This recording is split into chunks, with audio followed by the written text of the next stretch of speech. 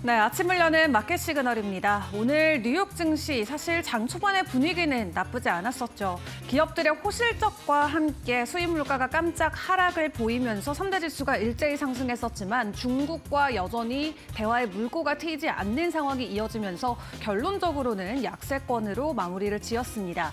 다만 강한 하락이 나오진 않았고요. 모두 3대 지수가 약보합권에 마무리를 지었는데 오늘 시장 안에서 있었던 주요 이슈들 헤드라인으로 먼저 정리를 해보도록 하겠습니다. 경제 한 줄부터 점검을 해보시죠.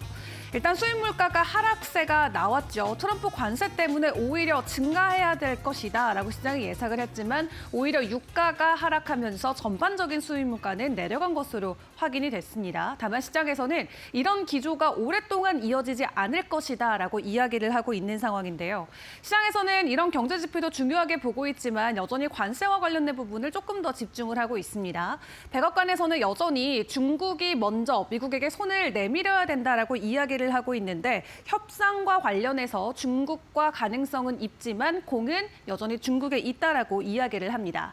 그리고 유럽 쪽과 관련해서도 최근 협상과 관련된 내용들이 전해졌었는데 일단 첫 번째 협상에서 추가적인 논의를 구체적으로 나누진 않았고 차와 관련해서는 무관세로 진행하지 않을까 하는 부분들이 확인된 것으로 확인이 됐습니다.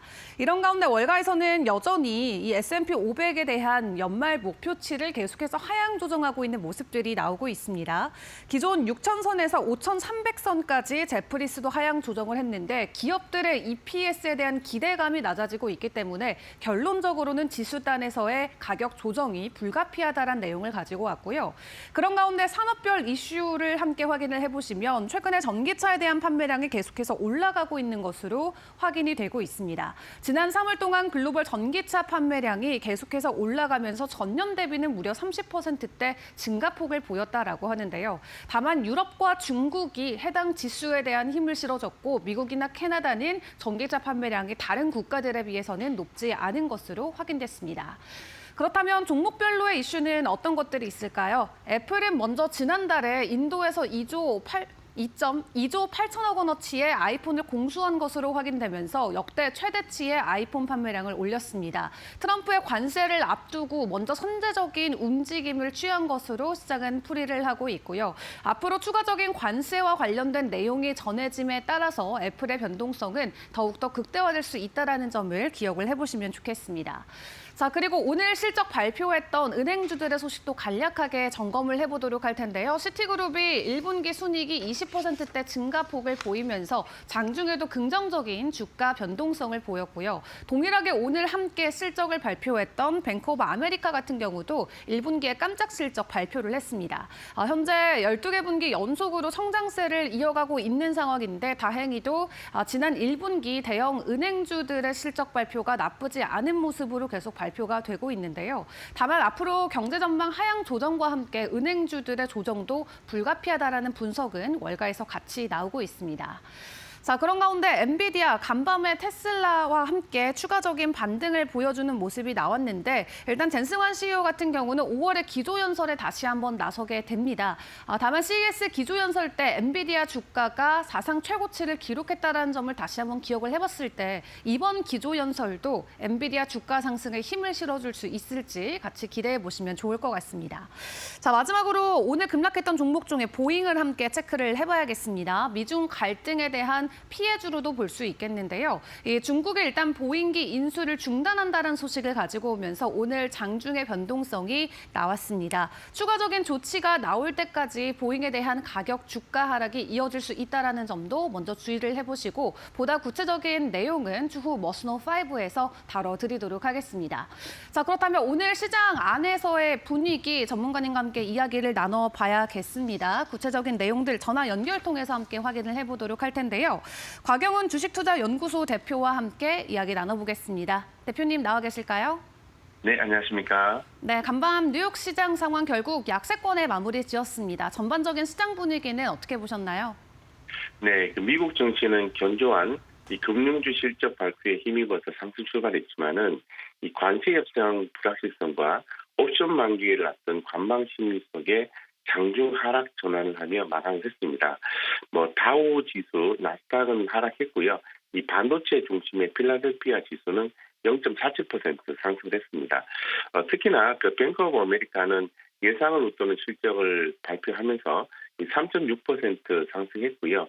이 캐나다 총리가 이 미국산 제품에 대한 보복 관세를 유예한다는 발표도 투자 심리에 긍정적으로 영향을 줬습니다. 하지만 이유와 미국 간 관세 협상 진전이 없었고 이 백악관 대변인이 중국과는 실질적 협상이 진행되지 않았다고 밝히면서 매물이 출회되는 모습을 보여주기도 했습니다. 옵션 만기를 하루 앞두고 관망세도 짙어진 가운데 시장은 이제 관세 이슈보다는 실적과 지표에 집중하는 분위기로 이동하고 있습니다. 시장의 다음 방향은 소말 팻말의 산업 생산 그리고 파월 의장의 발언에 달려 있다고 볼 수 있겠습니다. 네, 여전히 관세 이슈가 있긴 하지만 최근에는 경제 지표나 실적들에 조금 더 집중해서 시장이 반응하고 있다 말씀을 주셨고요. 그렇다면 오늘 시장 안에서 우리가 조금 주목해 볼 만한 이슈나 종목 혹은 업종들이 있었을까요? 네. 그 업종 쪽에서 이제 사이버 보안주는 이제 강세를 보여줬는데요. 더불어서 반도체주는 견조한 흐름을 유지했지만은 전반 대형 기술주는 부진한 모습이었습니다. 이 엔비디아는 이제 트럼프 전 대통령이 이 5천억 달러 규모의 슈퍼컴퓨터 투자 계획을 신속히 지원하겠다고 밝히자 1.35% 상승했고요. TSMC, AMD 등도 상승세를 이어갔습니다. 반면에 인텔은 알테라 지분 매각 소식에도 낮은 기업 가치평가로 하락했습니다. 테슬라는 사우디 판매 소식에 일시 상승했지만 머스크 리스크 경고에 상승폭을 제한했다 이렇게 말씀드리겠습니다. 이 사이버 보안 관련주인 팔란티어가 나토 수주 소식에 6% 넘게 급등했고요. 이 클라우드 스트라이크, 팔로알토 등도 경기 방어 업종으로 주목을 받으면서 강세였다 이렇게 말씀드리겠습니다. 이 금융주도 긍정적인 실적이 힘입어서 이 BOA가 그리고 또 CT가 상승을 했고 넷플릭스는 2030년까지 매출 2배 계획 발표로 4% 넘게 급등했습니다. 한편 FICC 시장에서는요. 베센트 재무장관 발언 이후 국채금리가 하락했고 이 달러는 반등세를 보였으며 금은 관세 불안과 함께 안전자산 수요로 상승했습니다. 전반적으로 시장은 업종별 수급과 실적에 집중하면서 관세 협상과 매크로 불확실성 사이에서 방향성을 탐색하는 흐름이다라고 말씀을 드리겠습니다. 네, 그렇다면 해당 뉴욕 증시의 분위기를 놓고 봤을 때 오늘 국내 증시는 어떤 영향들을 받아갈지도 궁금한데요. 어떤 투자 전략이 유효할까요? 네, 최근 그 국내 증시는 트럼프 전 대통령의 관세 유예 시사에 따라 이 관세 리스크가 일부 완화되면서 반등 흐름을 이어가고 있는 모습입니다. 이 전자제품에 이어서 자동차까지 일시 면제 가능성이 언급되면서 외국인 매도도 다소 진정되는 분위기입니다. 특히 이제 베센트 미 통상대표가 한국과의 관세 협상을 앞두고 초기 협상국이 유리하다고 언급한 점이 이 투자 심리에 긍정적으로 작용하고 있습니다. 원래 연준 이사의 발언도 시장을 지지했습니다.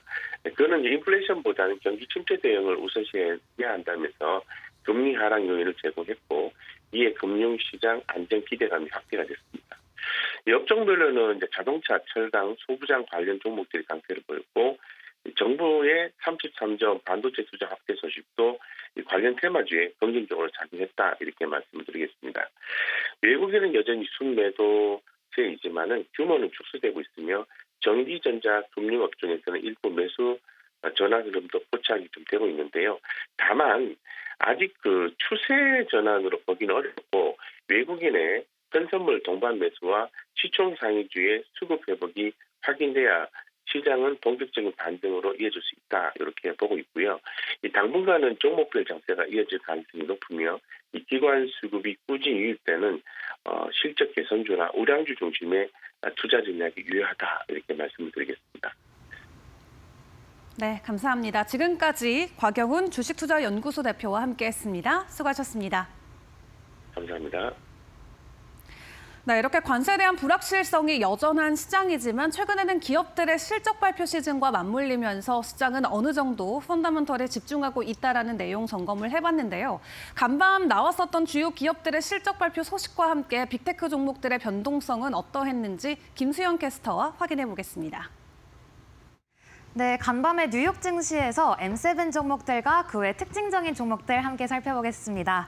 중국 정부가 보잉 항공기에 대한 신규 주문을 중단하라는 지시가 내려졌습니다. 이에 트럼프는 중국이 항공계약을 어겼다면서 강하게 비판했는데요. 미국과 중국 간 무역 마찰이 항공과 방위 산업까지 이어지는 분위기입니다. 또 트럼프 대통령은 중국산 스마트폰과 반도체 부문에 대해서 관세를 일시적으로 유예하겠다고 발표했는데요.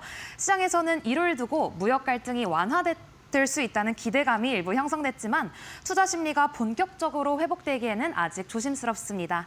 그럼 히트맵 보겠습니다. 먼저 기술주 보시면요. 트럼프 대통령의 관세 유예 조치가 발표되면서 중국산 부품에 의존하는 애플은 약보합권으로 마감했고요. 또 엔비디아는 소폭 상승하면서 마감했습니다. AI 투자 확대 기대감이 계속 이어지는 마이크로소프트와 알파벳도 모두 하락세로 소폭 하락하면서 마감했습니다. 네, 금융주 보겠습니다. 금융주 보시면 시티와 골드만삭스, 웰스파고 모두 시장 예상치를 상회하는 실적을 발표하며 히트맵 상단을 차지했고요. 헬스케어 섹터는 전반적으로 하락세를 보였습니다. 특히 유나이티드 헬스와 휴마나 같은 보험 중심 종목들이 약세였는데요. 이는 메디케어 지불 정책 변경에 따른 비용 부담 확대 우려가 다시 불거진 영향입니다. 그리고 자동차 섹터 보겠습니다. 자동차 섹터 역시나 혼조세였습니다. 제너럴 모터스는 관세 유예 소식에도 멕시코 공장 리스크가 부각되며 하락했고요. 또 도요타는 아직 일본 생산 비중이 우려가 있어서 소폭 하락하면서 마무리했습니다. 그럼 M7 기술주 보겠습니다.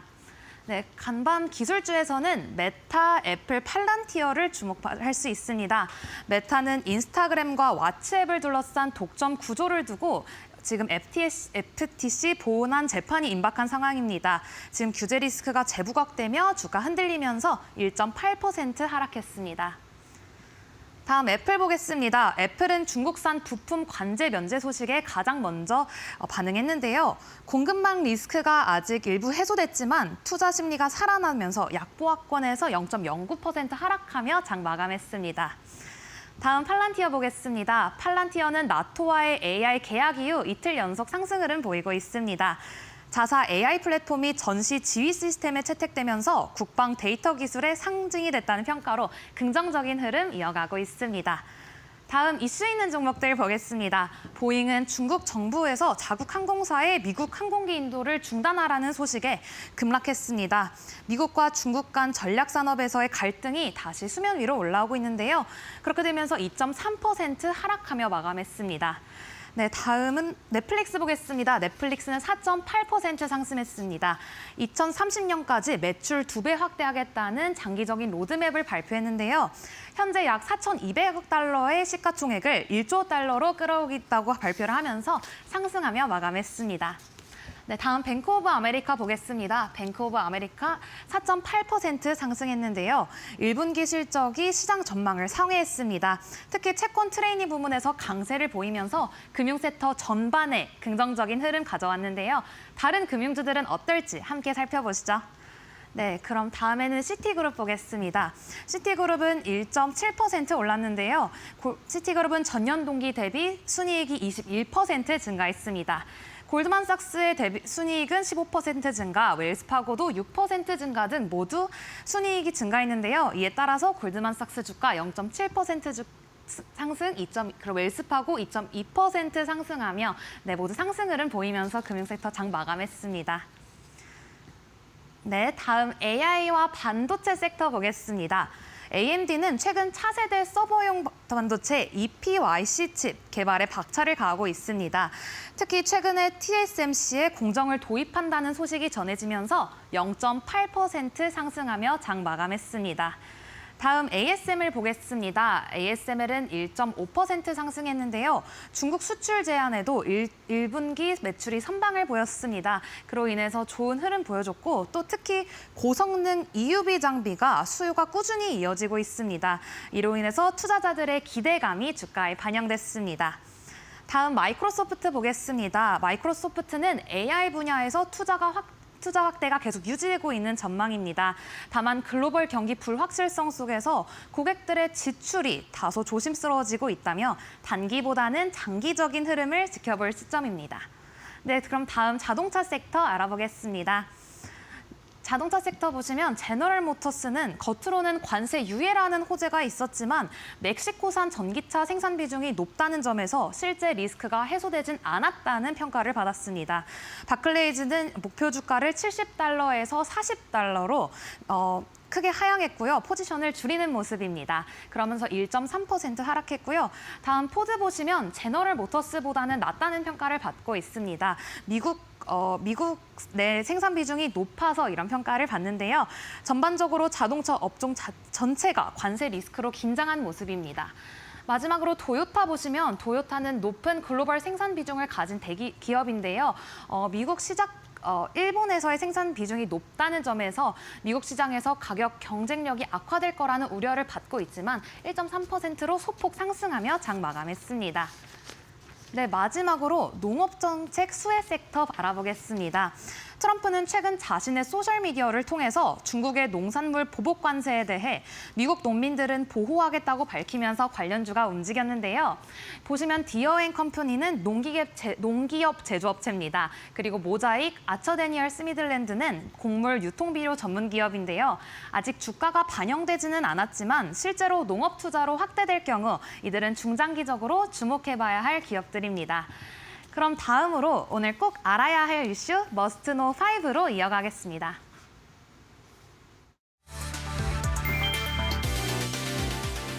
트럼프, 반도체 의약품에 관세 칼 빼들었다. 미 상무부는 14일 관보를 통해 반도체 장비, 파생제품 수입이 국가 안보에 미치는 영향을 판단하기 위해 조사를 시작했다고 밝혔다. 같은 날 의약품과 원료도 조사 개시가 확정됐다. 국가 안보를 이유로 이들 제품에 대한 관세를 물리기 위한 것이다. 이번 조사는 향후 반도체 관세 부과를 위한 사전포석으로 해석된다. 트럼프 대통령은 의약품에 대해서도 미국 내에서 생산이 이뤄져야 한다고 주장하고 있다. 특히 그는 전 세계 의약품 원료 시장이 중국에 절대적으로 의존하고 있는 것에도 우려하고 있다. 구독과 좋아요, 알람 설정 해주실 거죠? 제발요.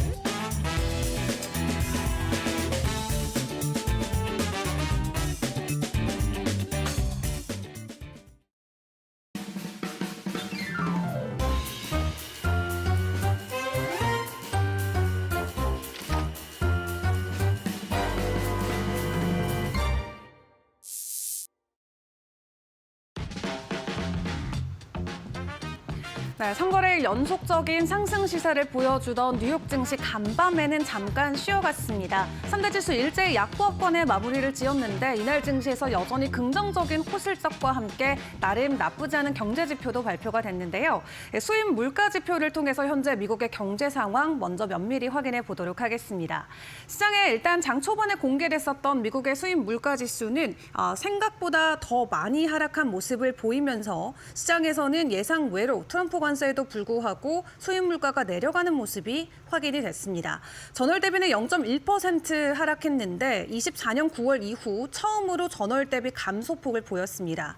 이렇게 수입 물가가 내려간 주요 요인으로는 에너지의 가격 하락이 있었는데요. 수입 연료 가격이 한 달에 2.3%나 떨어지면서 전체 수입 물가 하락을 견인한 것으로 확인됐습니다. 실제로 국제유가는 트럼프 대통령의 관세 발표 이후로 큰 폭의 하락세를 보였는데 브렌트유는 4월 초 배럴당 62달러까지 밀리면서 21년 이후 최저치를 기록했고요.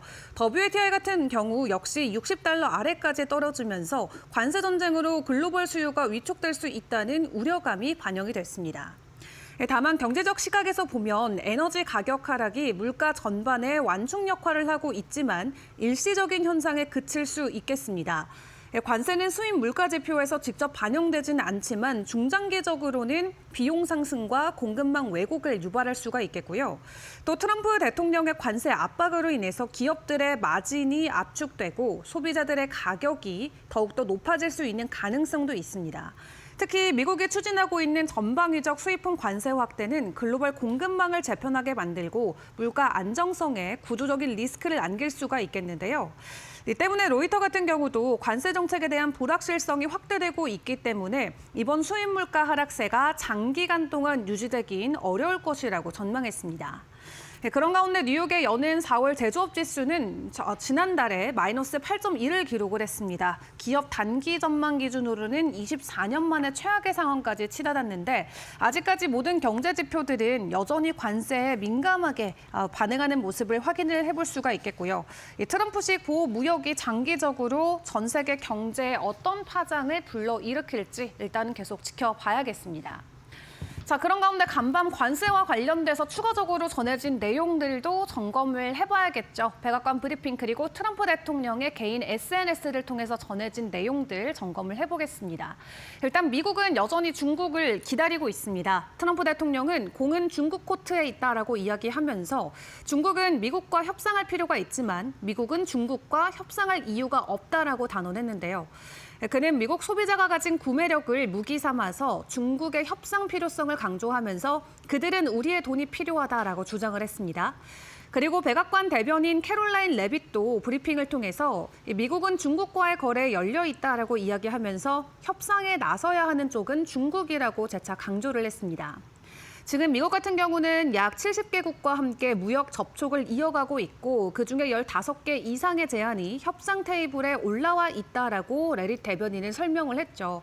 일부 무역 협상은 조만간 공식 발표가 있을 것으로 보여지고요. 다만 구체적인 자동차나 부품에 대한 추가적인 관세 조치에 대해선 구체적으로 아직까지는 계획이 없다라는 입장을 재차 밝혔습니다. 관세로 직격탄을 맞을 가능성이 큰 미국 농민들을 향해서 트럼프 대통령이 직접적인 메시지도 간밤 남겼습니다. 본인의 SNS 계정을 통해서 농민들은 무역 전쟁의 최전선에 놓인다라고 이야기하면서 첫 임기 때와 마찬가지로 버텨달라라고 글을 적었는데요. 그는 자신의 일기 때 체결된 미중 1단계 무역 합의와 관련해서 농민들에게 280억 달러를 지원했다라고 밝히면서 이후 바이든 행정부가 이를 이행하지 않아서 협상이 무산됐었다라고 비판했습니다. 또 미국은 유럽연합과도 무역 협상을 본격화하고 있습니다. 간밤 유럽집행위원회는 미국과 첫 관세 협상을 시작했다라는 내용을 발표를 했죠.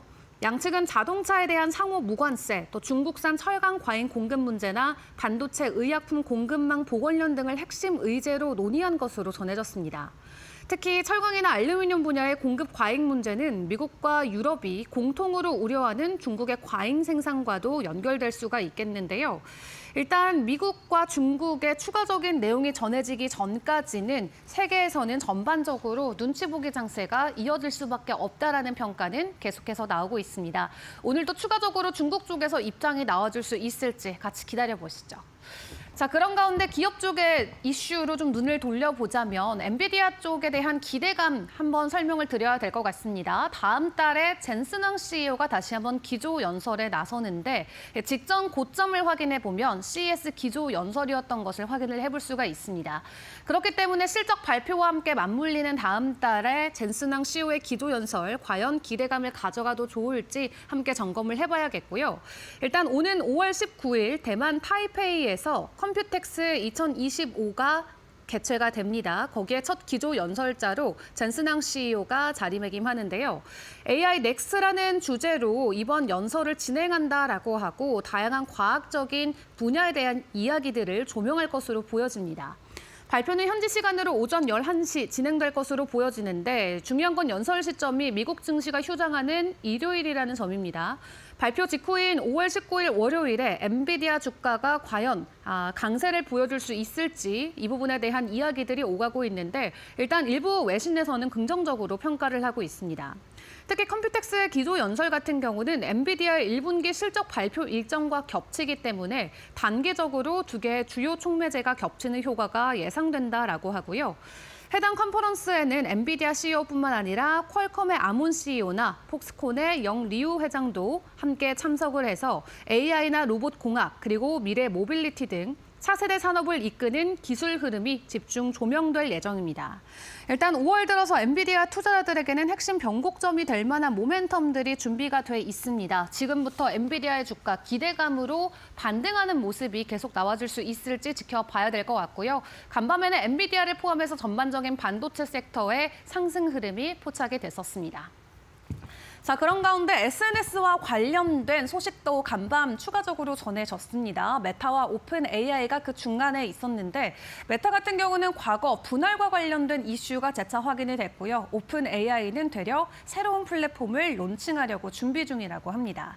간밤 CNBC의 보도 내용을 함께 확인을 해보시면 마크 저커버그 메타 CEO가 지난 2018년 미국 연방거래위원회 반독점 조사 당시 인스타그램을 메타로부터 분리하는 방안을 진지하게 검토했던 것으로 밝혀졌습니다.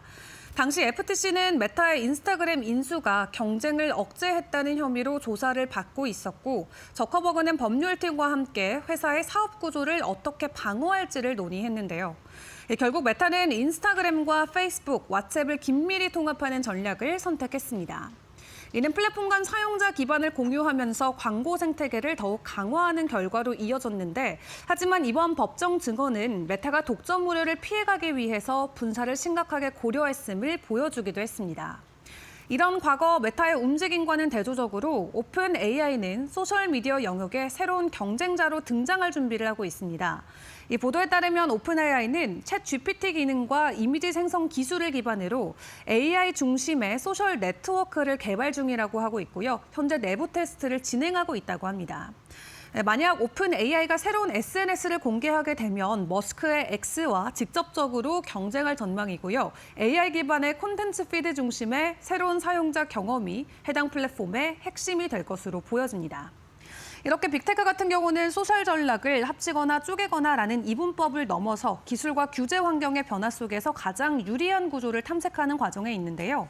투자자들은 AI와 데이터, 플랫폼 간 시너지라는 관점에서 어떤 기업이 다음 시대 소셜 네트워크를 선도할지 주의 깊게 지켜봐야 된다라는 관점이 제기되고 있습니다. 자, 그런 가운데 간밤 암호화폐 시장의 분위기는 어떠했을까요? 일단 비트코인의 추가적인 상승 흐름은 보이진 못했습니다.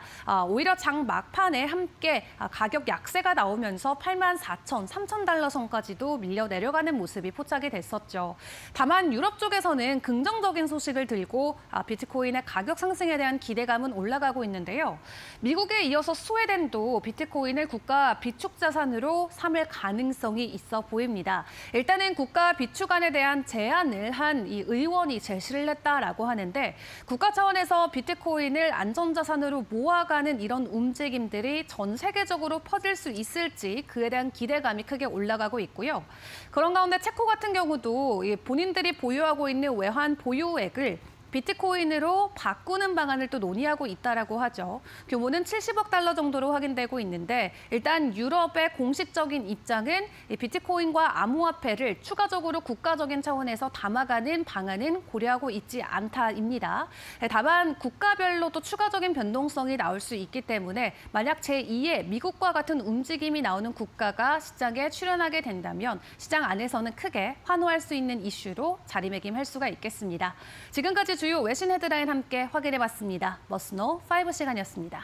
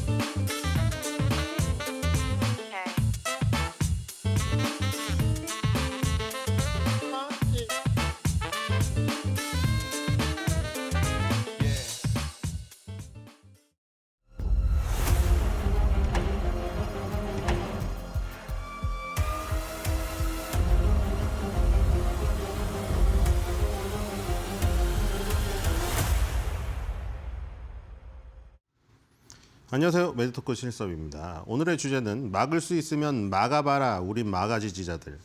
어허, 엔비디아가 공격받을 예정입니다. 시티그룹 존슨앤존슨 실적 발표입니다. 자, 오늘도 사랑하는 사람 인스타그램 SNS를 엿보듯이 트루스 소셜에 들어가는 게 또 일상이죠. 어제도 한 30번 들어갔네요. 자, 이제 NBC 여론조사를 올렸더라고요. NBC 여론조사에 따르면 마가가 엄청난 지지를 받고 있다고 합니다. 전혀 놀랍지 않아요. 자, 지금 그 트럼프 저희 CNN 제일 싫어하는 거 아시죠? 이거 대놓고 말했잖아요. 근데 CNN 근데 기자도 대단하더라고요, 진짜. 엘살바도르 대통령이랑 정상회담을 하는데 계속해서 아니 트럼프 대통령님 그 법원 명령 나오면 따른다고 하지 않았습니까? 돌려보내라는데 왜 안 돌려보내요?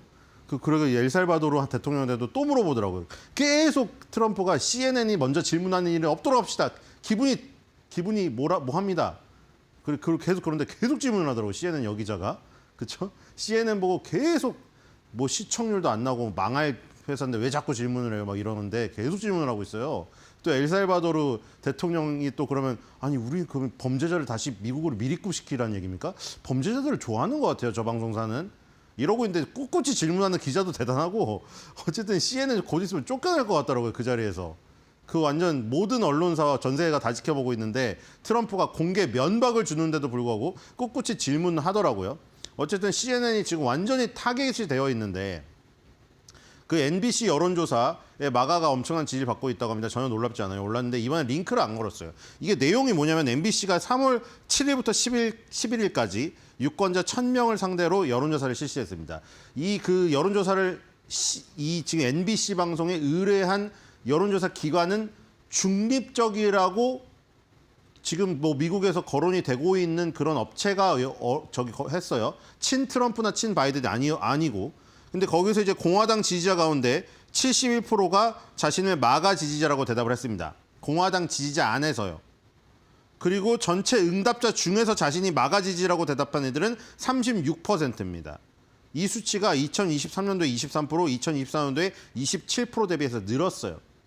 그러니까 공화당 지지자 안에서 또 마가 지지자, 그러니까 마가 지지자는 아메리카를 위대하게 하고자 하는 공화당 지지자 중에서도 온건파가 있을 것이고 공화당 지지자 중에서도 극렬 공화당 지지자, 완전 친 트럼프가 있을 거 아니에요.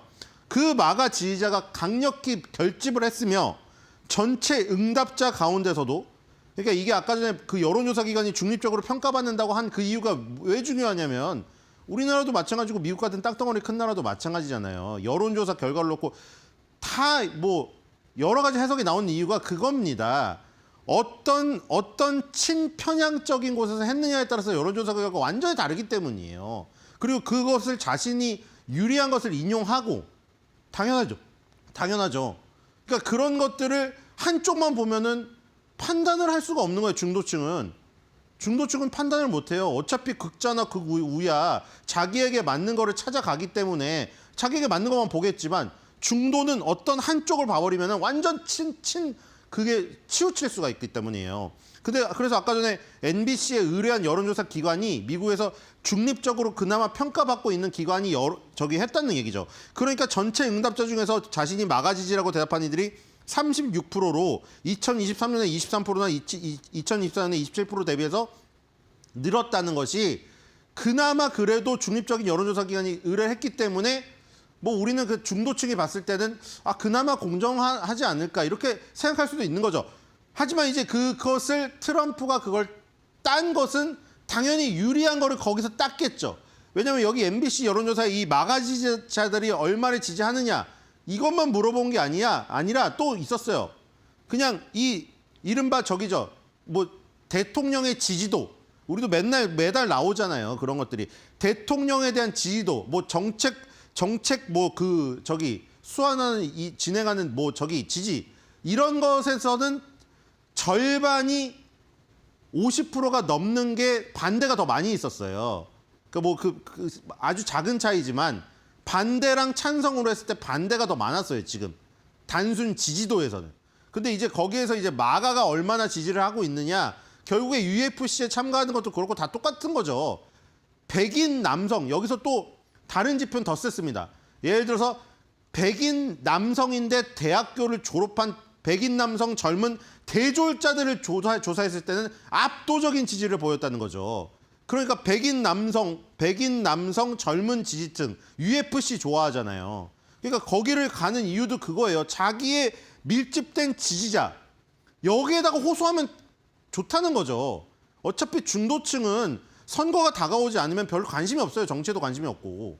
그렇기 때문에 강력한 지지층에게 호소하는 게 필요한 거죠. 그러니까 지금 MBC 조사에서도 그건 안 따온 거죠. 50대 47로 전체 지지도에서는 떨어졌다는 걸 안 내세운 거죠. 마가가 엄청난 지지를 받고 있다고 한다. 전혀 놀랍지 않다. 되게 쿨하게 지금 얘기를 한 거죠. 나는 당연히 지지받을 줄 알았어. 그렇게 마가 지지가 오를 줄 알았어. 그냥 언론들이 나를 싫어하는 언론들이 괜히 공포만 조성한 거였어.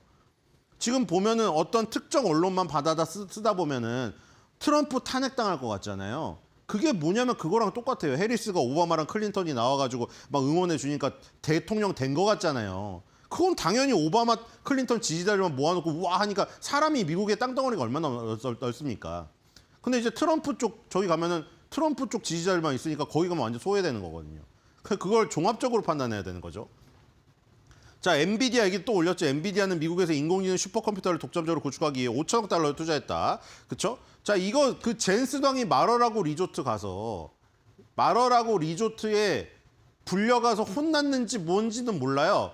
여기에 이제 비싼 돈을 내고 이제 마러라고 우리나라에서도 하는 것처럼 이런 뭐 사회 각층의 어떤 유수의 높으신 분들이 참여해가지고 무슨 막 뭐 저걸 여러 가지 뭐 부동산 공부도 하고 뭐 경제 공부도 하고 막 그런 거 있잖아요. 그런 거예요. 대통령하고 가갖고 마러라고 리조트에서 뭐 경제 정책도 토론하고 뭐 그런 자리에 젠스당은 돈이 많으니까 내고 갔겠죠. 그 자리를 갔다 와가지고 이제 엔비디아가 이걸 발표를 했습니다. 그러니까 트럼프 입장에서는 굉장히 원군이죠, 지금. 그렇죠? 지금 현대자동차, 그리고 TSMC, 오픈 AI, 그리고 오라클, 그다음에 엔비디아까지, TSMC까지 지금 이런 유수의 이 회사들이 전부 우리 땅에 투자하려고 이렇게 혈안이 되어 있다. 이거를 선전할 수 있잖아요. 왜냐하면 185개국에 대해서 무인도에 사는 펭귄이랑 물개까지 10% 관세를 부과했는데, 그렇죠? 이거 그냥 우스갯소리인 거 아시죠? 그거 그 관세 회피처 때문에 막은 거라고 분명히 말씀드렸어요. 밈이 양산되니까 재미로 넣은 거죠. 물개랑 펭귄이 왜 나옵니까? 재미로 나오는 거죠. 자, 그리고 지금 그 엔비디아나 이런 회사들이 이렇게 하고 있고 185개국에 대해서 전쟁을 선포하려면 이런 게 필요한 거죠. 185개국이 만약에 제가 말씀드렸죠. 다 같이 돌아서서 중국 편에 붙으면 그럼 어떻게 될까요? 트럼프 망합니다. 근데 그럴 일은 없다는 자신감과 설마 공산주의에 붙겠어?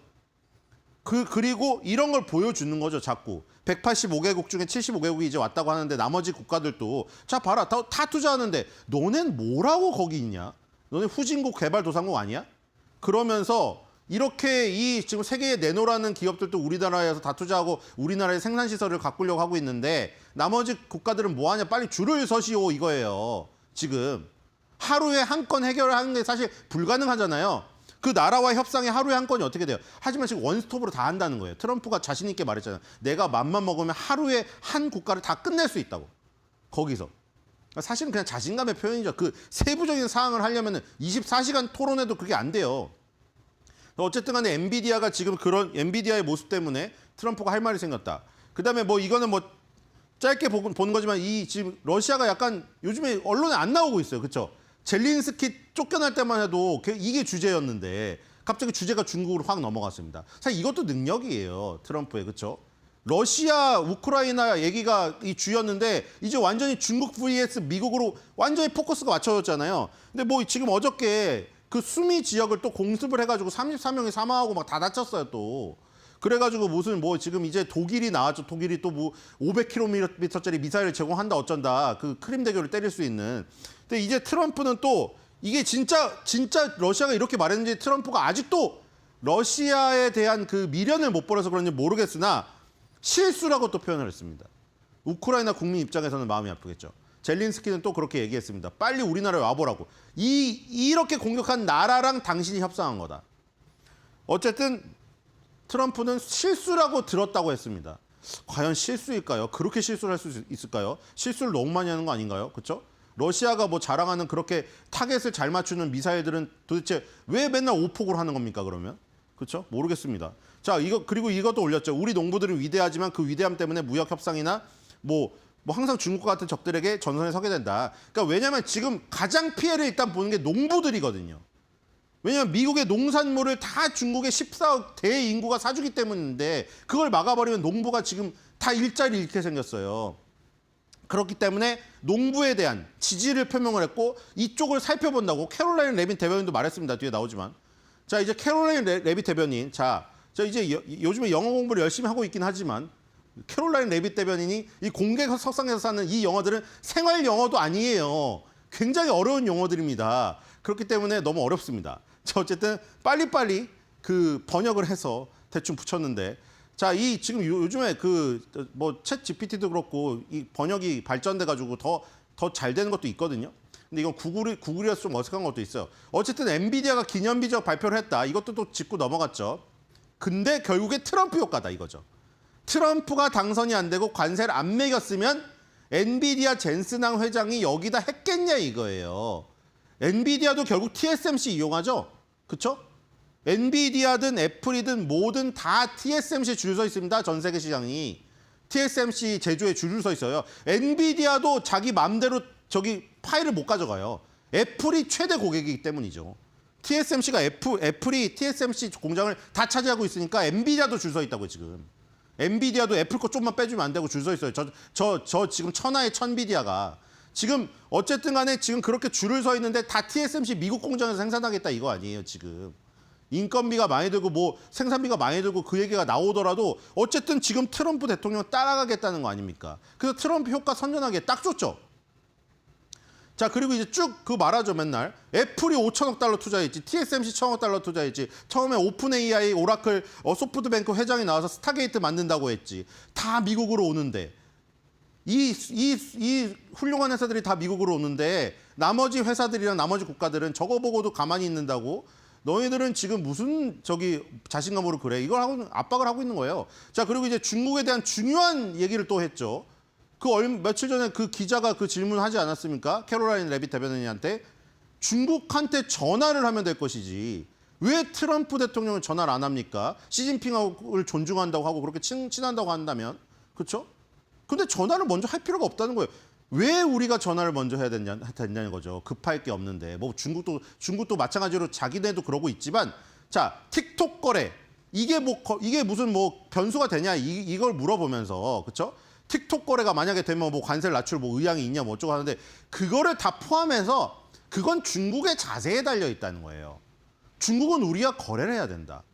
왜냐하면 중국이 원하는 게 뭐냐? 우리의 소비자 그리고 우리의 돈이 필요하다. 우리의 소비자는 돈이 필요한 사람이 먼저 전화를 해야지 우리가 왜 전화를 하느냐 하면서 트럼프 대통령하고 캐롤라인 레빗 대변인이 직접 얘기를 했는데 자신이 듣기로는 트럼프 대통령이 이렇게 얘기했다. 공이 이미 중국 코트에 넘어가 있다. 중국 코트에 공이 넘어가 있는데 우리가 공을 어떻게 건드리냐 이거예요. 지금. 그래서 중국은 어쨌든 미국과 거래를 해야 된다. 그리고 또 이런 얘기도 했습니다. 중국이랑 다른 나라 185개국이 다른 게 하나도 없다. 단지 다른 게 하나 있다면 딱 한 가지. 뭐라고 얘기했을까요? 좀 더 크다. 웃기죠? 좀 더 큰 것 빼고 아무런 다를 바가 없는데 무슨 특별 대우를 원하며 자꾸 마오쩌둥 영상을 올려가지고 우리가 종이 호랑이니 뭐니 그런 얘기를 하고 있을 처지가 아니라는 거예요. 미국이 지금 상황은. 자, 그리고 또 이제 중요한 얘기 나왔죠. 지금 시장에서 가장 거론이 많이 내고 있는 주식시장에서. 애플 중국에서 얘기하기로는 혹은 CNN 같은 데서는 애플이 아이폰이 500만 원이 돼서 미국 소비자들이 원성을 펼치고 있으니까 애플에 대해서 애플을 조금 봐주는 차원에서 휴대폰 관세를 연기했다느니 반도체 관세를 그것 때문에 또 연기를 했다느니 그다음에 이제 또 자동차가 힘들다고 하니까 자동차가 힘든데 자기네 나라 포드 GM이 힘드니까 그거 봐주려고 자동차 관세를 조금 유예해 주려는 모습을 취한다거나 정확히 말하면 자동차 관세 25%는 부과가 됐어요. 이미 지금 되고 있어요. 4일부터. 그런데 자동차 부품에 대한 관세는 5월 3일부터 발효가 예정이기 때문에 그 전까지 이 시간이 있는 동안 트럼프가 뭔가 도와준다고 하니 뭐 저기 어떻게 될 거냐 그걸 물어본 거예요. 그래서 5월 달에 자동차 부품에 대해 새로운 관세 그리고 캐나다에 대한 2차 관세 이런 게 되느냐 얘기를 했는데 자, 여기서 중요한 건 그거다. 지금 언론에서 특정 언론이나 트럼프를 반대하는 사람들은 계속 그 얘기하고 있잖아요. 아니 어떻게 하루아침에도 수십 번 변해가지고 주식시장을 이렇게 혼란스럽게 하느냐. 아무 계획도 없고 3, 4초 만에 즉흥적으로 결정하는 거 아니냐. 계속 이걸 지적하고 있는 거죠. 근데 계속 트럼프 행정부나 트럼프나 캐롤라인 레빗 대변인은 그건 플렉서빌리티다. 유연성이다. 아니 벽을 뚫고 가는 방법만 있느냐? 벽이 뚫리지 않으면 벽을 돌아가던가 뛰어넘다가 벽 밑에 땅을 꿀 파고 가야지. 무조건 벽을 뚫는 방법만 그거 해갖고 오로지 한 길만 하는 게 그게 무슨 이 지금 방법이냐 이거예요. 그러니까 유연성을 발휘해가지고 그때 맞춰서 물 흐르듯이 지금 변화를 하고 있는 거를 가지고 자꾸 공격을 하고 있다는 것이죠. 자, 댓글을 좀 살펴봤습니다. 자, 물론 이거 한국 사람들 아니에요. 그렇죠? 폭스TV죠. 폭스TV는 친 트럼프 성향입니다. 자, 이 밑에 댓글들을 보면은 투명성이 마음에 듭니다. 전 정권에 비해 공기가 상쾌해졌대요. 그녀는 정말 대단해요. 정말 교육을 잘 받고 재치가 빠른 젊은 아가씨입니다. 자, 그 학교는 부자들이 아이들을 보내는 곳이기 때문에 많은 돈을 벌고 있습니다. 이거는 하버드 대학교. 지금 이것도 논란이 되고 있죠. 빌 에크먼도 그 당시에, 그렇죠? 왜냐하면 빌 에크먼의 그 아내가 하버드 교수였어요. 근데 이 지금 하버드의 문제점을 빌 에크먼이 지적한 건 그거죠. 계속 그 왜 반이스라엘 시위. 그러니까 처음에 쳐들어온 게 하마스가 낙하산 쳐들어와가지고 이스라엘 아가씨들 다 끌고 갔잖아요. 지금 다 죽임당하고. 그런데 반이스라엘 시위를 하고 있다는 거죠. 근데 그 주도하는 게 누구? 다른 국가에서 이민 온 애들. 아니면 미국에서 관대하게 베풀어가지고 학교 다니게 해준 애들. 거기서 학교에서 공부하라고 했더니 시위하고 있다는 거죠. 그리고 그 총장도 가만히 있고 빌 에크먼도 지적을 했잖아요. 그 총장은 사퇴했어요. 자, 어쨌든 그 학교가 부자들이 아이들을 많이 보내는 곳이기 때문에 많은 돈을 벌고 있다. 그렇기 때문에 그렇게 면세를 해줄 리가 없다. 지금 어제 그 경고를 했어요. 트럼프가. 계속 이런 식으로 나오면 하버드 지금 세금 때릴 수 있다. 그 얘기 했고요. 저는 캐롤라인과 그녀가 이 행정부를 위해 하고 있는 훌륭한 일에 깊은 인상을 받았습니다. 이 언론을 사랑해요, 아가씨. 우리 국민은 트럼프를 사랑합니다. 당신의 리더십에 감사드립니다. 애리조나를 다시 위대하게 만드세요. 자, 지금 애리조나 지역에 많은 공자들이 몰려들고 있죠. 자, 정말 멋진 일이에요. 선배님들을 도와주세요. 바이든 행정부 4년 이후 잃어버린 저축을 돌려주세요. 음식, 주택, 약품 필요한 모든 것을 저축했고 이제는 우리 높은 이자율로 높은 신용카드 청구서를 빚지고 있습니다. 도널드 트럼프 대통령께서 하시는 모든 일에 감사드립니다. 우리를 잊지 않으실 거라는 걸 알아요. 레빗은 항상 기자에게 키스한다. 부츠가 마음에 들어요. 이거 뭔지 모르겠고. 자, 엔비디아가 공격을 받을 예정입니다. 이게 제가 아까 타이틀로 단 겁니다. 자, 이게 왜 여기 써져 있는지 아시겠죠? 엔비디아가 이제 막대한 투자를 한다고 하니 엔비디아를 칭송하는 사람들 아니면 엔비디아는 세계 최고의 기업이니까 그럼에도 불구하고 트럼프를 싫어하는 사람들은 트럼프가 밥 수저 뜯는 거 행동마저 싫어하니까 반대를 위한 반대를 하기 때문에 결국 그 타겟이 엔비디아가 될 예정이라는 뉘앙스가 아닌가 그렇게 판단이 되죠. 그렇죠? 엔비디아가 공격 당하겠네 이제 저러다가. 자, 이런 얘기도 있습니다. 부활절 축하는 잊어버리세요. 요즘 부활절에 지금 에그가 없어졌다고 하죠. 감자로 달걀 모양 만든대요. 달걀 가격이 올려가지고. 히토리를 어떻게 하시겠습니까? 다른 사람에게 얻을 수 있겠나요? 자, 바로 요거죠. 자, 중국이 공은 넘어갔다. 중국 코트에 있는데 왜 안 건드냐 하지만 히토리 갖고 지 흔들면 어떻게 하겠느냐예요. 근데 뭐 여기 스웨덴이라고 다른데 이거는 모르겠어요. 이 사람이 왜 스웨덴에서 얻을 수가 있나요? 그럼 확인해 봐야겠지만 어쨌든 이렇게 달아놨습니다. 어쨌든 히토류에 대한 얘기를 안 했다. 이 사람은 또 이걸 지적하고 있습니다. 자, 근데 내용을 보면은 특정 친트럼프가 아니라 반트럼프 언론에서만 받아 쓴 거를 보다 보면은 너무 온도차가 나죠. 지금. 자, 트럼프 지지자들 그리고 아까 MBC에서 조사한 마가 지지자를 결집한 그런 사람들은 트럼프를 엄청 응원하고 있다는 거죠. 그래서 제가 미시간대 설문조사 그거 중요하잖아요. 그게 왜 나눈 게 왜 중요하겠어요? 지금 저런 것 때문이에요. 미시간대 설문조사 타이틀만 보면은 소비자 심리지수 모아서 80년대 이후에 최악 이렇게 쓰죠. 그 내용 뜯어보니까 어땠어요? 공화당 지지자랑 민주당 지지자가 너무 차이가 나잖아요. 물론 공화당 지지자의 역선택, 민주당 지지자의 역선택도 고려해야겠지만 역선택을 감안하더라도 차이가 너무 심하잖아요. 그러니까 그걸 가려서 생각해야 된다고요, 지금. 안 그러면은 그냥 미국의 모든 소비자의 심리지수가 최악의 상태, 80년대 이후에 최악이고 망한 것 같잖아요, 지금. 그렇죠? 근데 다 양쪽을 들어보면 얘기가 달라요. 그러니까 반반이라는 거죠. 자, 지금 이 시티그룹 그다음에 어제 골드만삭스 나왔죠. 시티그룹도 나왔고 금융주들 굵직굵직한 거 계속 나옵니다. 그리고 골드만삭스는 투자은행 개념이고 시티는 뭐예요? 그러니까 우리나라로 따지면 시티그룹은 은행권에 지금 여기 가까운 거고 골드만삭스는 증권사에 가까운 거죠. 좀 달라요. 근데 골드만삭스는 실적 좋게 나왔죠. 트럼프가 오히려 골드만삭스 같은 경우는 고맙습니다. 트럼프가 변동성을 주잖아요. 변동성 있는 상품의 수수료가 많이 떨어져요. 골드만삭스 그래서 수수료가 많이 받았죠. 자, 시티그룹입니다. 요게 일단 먼저 나왔는데, 자, 요 39.47% 오르면 88.17 시장 컨센서스 평균가에 도달돼요. 자, 지금 실적 보겠습니다. 2025년도 1분기 실적이고요. 플러스 3% 매출 증가했네요. 21.6빌리언 달러 나왔고요. 순이익이 엄청 증가했습니다. 순이익이 21%가 증가했어요. 4.1빌리언 달러 나왔고요. 그걸 주당으로 나누니까 EPS가 1.96달러 나왔는데 무려 24% 증가했습니다.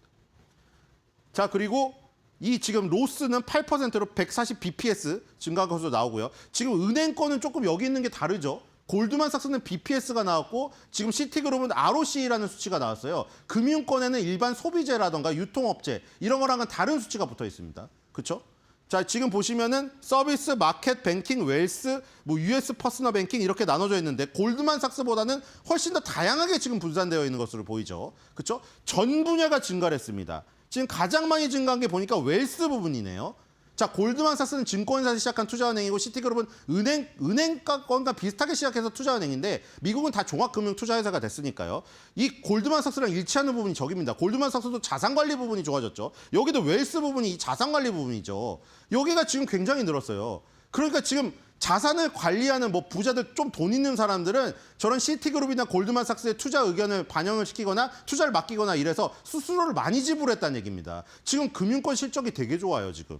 자, 그리고 지금 CEO가 뭐라고 말했나 보겠습니다. CEO가 분기별로 실적을 쌓아나가고 있다. 다각화된 사업 구성을 기반으로 다양한 거시경제 시나리오에서 성과를 낼 수 있도록 전략 실행에 집중하고 있다고 제인 프레이저 CEO가 말했습니다.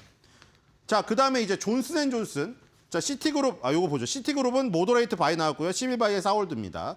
자, 차트를 빨리 보도록 하겠습니다. 자, 일단 이 금융권도 이번에 금융권이 약간 방어적인 성격이 있긴 하지만 이번에 이 두 번의 하락을 뭐 벗어날 수는 없었죠. 관세 충격이 워낙에 컸으니까. 지금 두 번의 충격이 있었잖아요. 지금 일단은 주가가 두 번째 충격의 요 밑에 부분, 요거는 다 만회한 상황이죠. 이제 하락갭이 남은 상황이고요. 하락갭하고 200일선, 21선이 지금 내려오고 있습니다. 자, 주봉을 볼까요? 주봉도 망가져 버렸거든요, 이번에. 이 두 번이 왕창 떨어지면서 그래서 지금 딱 걸린 데다가 200주선에 딱 걸렸어요, 지금. 200주선에 딱 걸려 있고 위에는 50주선이 있죠. 사이에 걸려 있고요. 자, 그다음에 월봉을 보겠습니다. 자, 월봉에서 지지된 곳이 바로 50개월 선입니다. 이 50개월 선에서 일단 밑꼬리를 쫙 단 모습이죠. 이격은 상당히 줄었어요. 이 시티그룹은 항상 보면 여기가 지금 여기죠. 80에서 85달러. 여기가 지금 마의 벽이거든요. 여기에서 한 4번을 막혔습니다. 지금 다시 올라간다면 또 80달러가 마의 벽이 되겠죠. 아까 시장 평균 컨센서스가 80달러, 81달러 수준이에요. 자, 존슨앤존슨 제약사입니다. 자, 2% 늘어서 21.9빌리언 달러 매출 나왔고요. 자, 순이익. 이거는 이 부등호가 이쪽으로 되어 있다는 건 초과죠. 100% 초과 늘었습니다. 자, EPS가 그래서 4.54가 나왔고요. 달러가 100% 초과하게 나왔습니다. 물론 조정을 해주다 플러스 2%로 줄었죠. 자, 그래서 이렇게 너무 갑작스럽게 확 많이 나오거나 갑작스럽게 작게 나오면 항상 요걸 봐야죠. non-GAAP나 Adjusted EPS, 일회성 비용이나 일회성 수익을 제거해준 걸 꼭 봐야 됩니다. 그래서 100% 초과해갖고 막 무슨 엔비디아, TSMC처럼 그렇게 나오는 것 같았지만 그건 아니었다. 플러스 2%였다. 그 다음에 이 지금 분야가 단순하죠. 메드테크랑 이노베이트 메디신 이렇게 이 의약품하고 의료기기 쪽으로 나눠져 있네요. 63.4%가 이렇게 이쪽에 지금 의약품 부분에 치중되어 있고요. 이 뭐 존슨앤존슨의 그 생활용품 부분이 없어졌죠. 왜냐하면 그건 스피노프에서 떼냈기 때문이에요. 이제 그 논란은 여기 작용되지 않습니다. 지금 저번에 소송에서 다시 그 합의한 게 깨진 게 지금 나왔죠. 그 핑크 베이비 로션에서 암 발현 물질 나왔잖아요. 그것 때문에 이제 소송권 소비자들이랑 협상을 해가지고 합의를 하기로 했는데 법원에서 그 합의를 물렀습니다. 그래서 존슨앤존슨 생활용품 부분은 계속해서 시달리게 생겼는데 이 존슨앤존슨이랑 상관이 없다는 것이죠. 왜냐하면 그걸 스피노프로 떼냈기 때문에. 자, 그래서 지금 이 CEO가 한 말이 여기서 이제 어려운 것들이 나옵니다. 뭐 트램피아, 라즈클루즈, 라이브 레반트, 오타바 이런 것들. 이게 치료제 아니면 아까 의료기기 부분이죠. 의료기기 부분이 연조직 수술 로봇이라는 오타바도 갖고 있어요. 그래서 의료기기 시장이 또 커지고 있거든요. 어쨌든 간에 혁신의 원동력으로서 입지를 더욱 공고히 하고 있다. 그러면서 호아킨 두아토 CEO가 자신감 있게 말을 했고요. 자, 169달러가 지금 시장 평균 컨센서스입니다. 11.38%만 오르면 도달되고요. 자, 애널리스트 의견은 7바이의 8홀드, 모더레이트 바이입니다. 자, 얘도 지금 이번에 또 피해갈 수 없었죠. 두 번의 하락이 있었는데 역시 두 번째 하락은 다 만회한 상태입니다. 대부분의 주가가 이렇게 되어 있죠. 그리고 뭐 버크셔 해서웨이나 이런 것들은 신고가를 갔어, 오히려. 그렇죠? 그 지금 여기도 보시면은 165달러에서 170달러, 여기가 지금 또 마의 벽이죠. 항상 여기서 막히고 있습니다. 자, 주봉을 봐도 그렇죠. 지금 이 200주선, 그 다음에 여기, 요 자리죠. 165달러에서 170달러, 여기가 지금 마의 벽이에요. 자, 월봉으로 보면 확연히 보이죠. 굉장히 오랫동안 행보하고 있습니다. 무려 2022년부터 2025년도. 자, 근데 이런 거 좋아하는 사람 있죠. 이렇게 장기적으로 무려 14년부터 거의 8, 9년을 오르다가 이렇게 거의 꺾이지 않는 상태에서 행보하는 거 여기 노리시는 분 많아요. 장기 투자자들은 여기가 기회거든요. 엄청나게 단가를 안 높이면서 매집할 수 있는 기회거든요. 이러다가 만약에 시세를 다시 뿜어서 간다? 그럼 그때부터는 매집된 그 규모에서 커지기 때문에 수익이 굉장히 커요. 그런 자리라고도 할 수 있겠죠. 물론 50개월선 밑에 있다는 게 불리하긴 합니다. 그렇죠? 2020년 코로나 때도 50개월선을 지켰기 때문이죠. 만약에 코로나 때도 지켰던 50개월선 회복을 못하면 그거는 비즈니스 모델이 깨진 거기 때문에 그 50개월선 회복은 지켜봐야 됩니다. 자, 오늘의 한 주 매도평입니다. 아까 캐롤라인 레빗 대변인도 말했죠. 트럼프 대통령이 말한 걸 전달한 거긴 하지만 공은 중국 코트에 있기 때문에 중국이 먼저 전환하던가 중국이 먼저 접근해야 된다. 우리 소비자, 우리 돈이 필요하면 와라 이랬습니다. 그래서 저는 그걸 보고 어떤 장면이 떠올랐냐면 옛날에 NBA 농구의 한 씬이 떠오르더라고요. 미국을 샤키로닐, 중국을 야오밍에 빗대서 한번 보면은 이게 더 이해가 되지 않을까 이런 생각이 듭니다. 샤키로닐과 야오밍, 공은 네 가지고 있잖아. 튀기든 슛을 쏘든 하라고.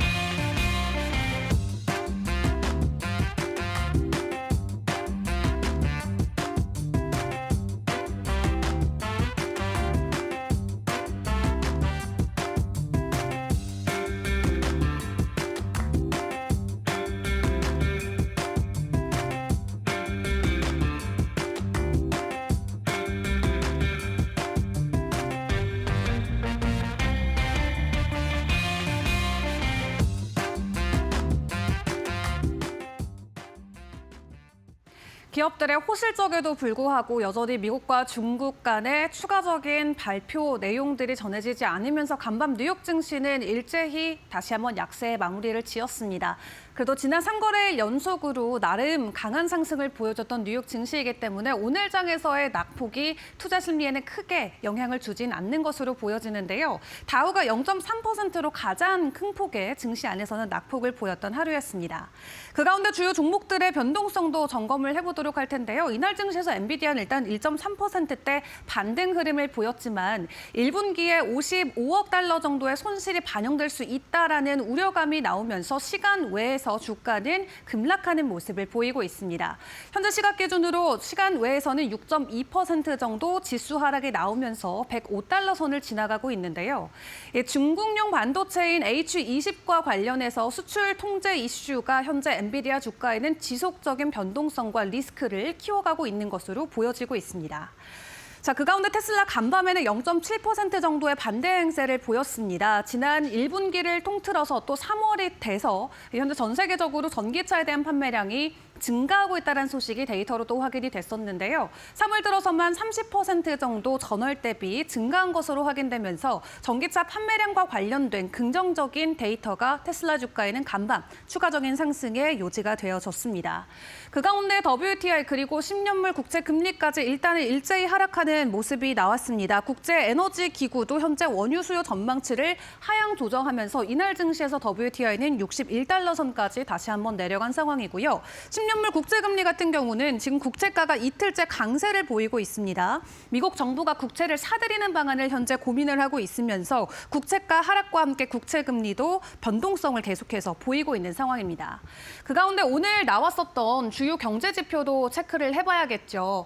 총 두 가지의 지표를 확인을 해볼 수가 있겠습니다. 3월의 수입 물가 그리고 뉴욕 연은의 4월 제조업 지수가 있겠는데요. 일단 3월 수입 물가가 전월 대비 0.1% 하락하면서 지금 1년 만에 처음으로 전월 대비 하락분을 보였습니다. 오히려 관세 때문에 수입 물가가 더 증가하지 않을까 하는 우려감이 있었는데 일단은 관세에도 불구하고 깜짝 하락세를 보였다라는 부분, 사실은 유가가 굉장히 가격이 낮았기 때문에 전월 대비 하락된 것으로 확인이 됐습니다. 시장에서는 이러한 움직임이 장기적으로 지속되지는 않을 것으로 예상을 하고 있기 때문에 다음 달에 나오는 데이터도 추가적으로 확인을 해봐야 될 것 같고요. 그리고 뉴욕의 연은 4월 제조업 지수를 확인을 해보시면 마이너스 8.1로 전월 대비는 11점 올라간 게 확인이 됐습니다. 그 지난달에는 마이너스 20점대를 기록을 했고 그 다음 달에는 마이너스 8.1점이 나온 건데요. 일단 해당 수치만 놓고 봤을 때는 기업들의 단기 전망이 24년 만에 최악의 상황까지 치달은 것을 다시 한번 경험을 해볼 수가 있겠습니다. 이런 경제 지표가 혼조돼 있는 가운데 간밤 트럼프 대통령의 관세 발언도 투자 심리에 어느 정도 영향을 미칠 수밖에 없었겠죠. 일단 미국 쪽의 입장은 확실합니다. 공은 중국에 있기 때문에 중국이 미국에게 먼저 협상 제안을 해야 된다라고 이야기를 하고 있고요. 미국은 먼저 협상에 나설 이유가 없다라고 이야기를 하면서 추가적으로 품목 관세와 관련해서도 당장은 내용을 밝힐 게 없다라고 재차 강조하기도 했습니다. 그런 가운데 유럽 같은 경우는 간밤 미국과 함께 첫 협상 진행을 했는데 해당 자리에서 중국산 철강과 관련된 부분들 그리고 자동차를 무관세로 진행하는 부분에 대해서 논의를 나눴다라고 하고요. 시장의 분위기가 이렇게 혼조돼 있는 가운데 월가에서의 전망치를 놓고 확인을 해보면 계속해서 연말에 대한 전망치들은 계속 낮아지고 있는 상황은 확인이 되고 있습니다. S&P 500 지수 연말에 6,000선을 제시했었던 제프리스 같은 경우도 5,300선까지 하향 조정을 한 상황인데요. 기업들의 EPS의 성장률이 계속해서 둔화된다라는 부분 그리고 현재 시장 안에서 경기 민감주보다는 방어주를 선호해야 된다라는 부분을 함께 공개하기도 했습니다. 자, 그렇다면 이런 시장 안에서의 특징이 있었던, 이슈가 있었던 종목들은 어떤 것들이 있을까요? 첫 번째 판부터 확인을 해보겠습니다. 이날 증시에서 보잉이 2%대 지수 하락을 보였습니다. 미국이 중국한테 고율 관세를 부과하겠다라고 하자 중국은 정부 차원에서 보잉을 사지 말아라라는 조치를 내렸다라고 하고요. 해당 이슈와 함께 트럼프 대통령도 중국이 보잉기를 사지 말라고 했다라는 것을 비난을 하는 글을 SNS에 올리기도 했는데 이날 증시에서 2%대 추가적인 하락이 나왔습니다. 관세에 대한 어느 추가적인 완화 조치가 나오지 않는다라고 했을 때 보잉의 주가는 계속해서 약세가 이어질 수도 있겠고요.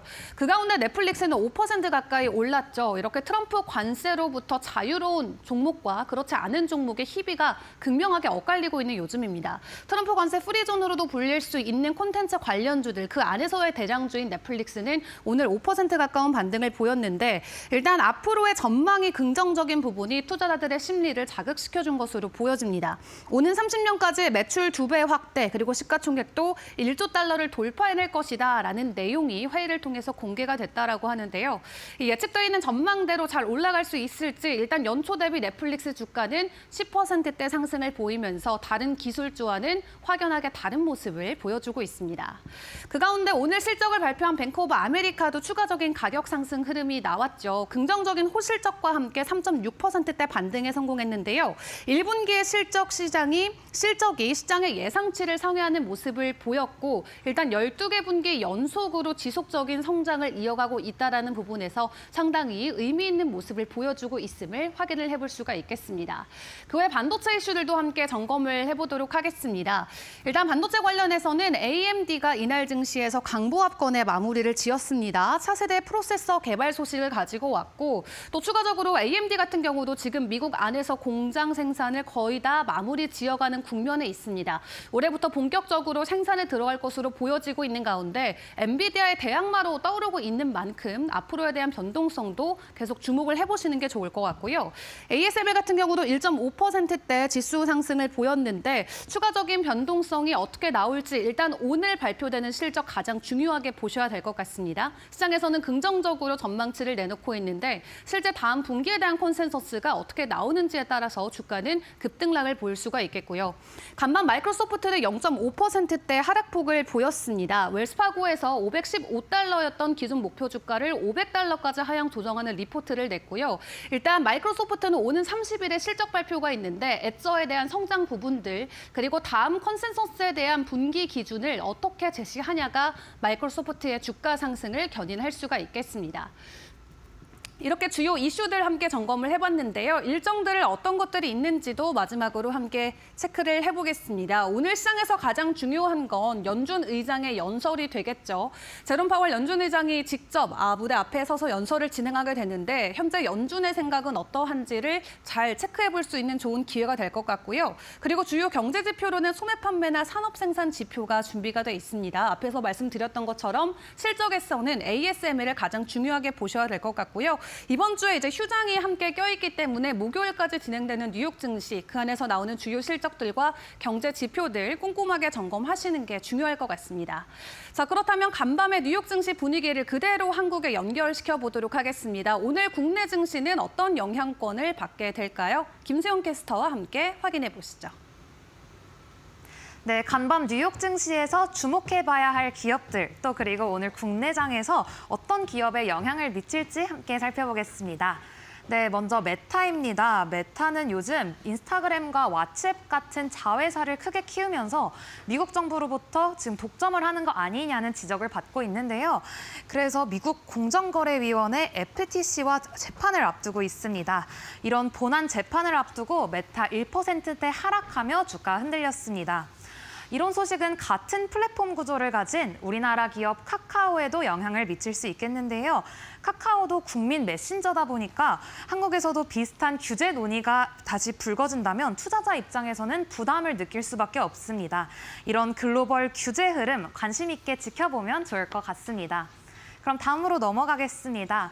네, 다음 기업 보잉입니다. 보잉은 간밤에 중국 정부가 보잉 항공기 인도 거부를 지시하자 미국과 중국 간 무역 갈등이 이제는 항공과 방위 산업까지 이어진다며 우려를 낳았는데요.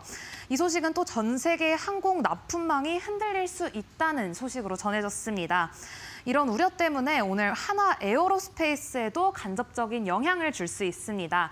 한화 에어로스페이스는 항공 엔진과 부품 등을 보잉을 포함한 글로벌 기업들에 납품을 하고 있고요.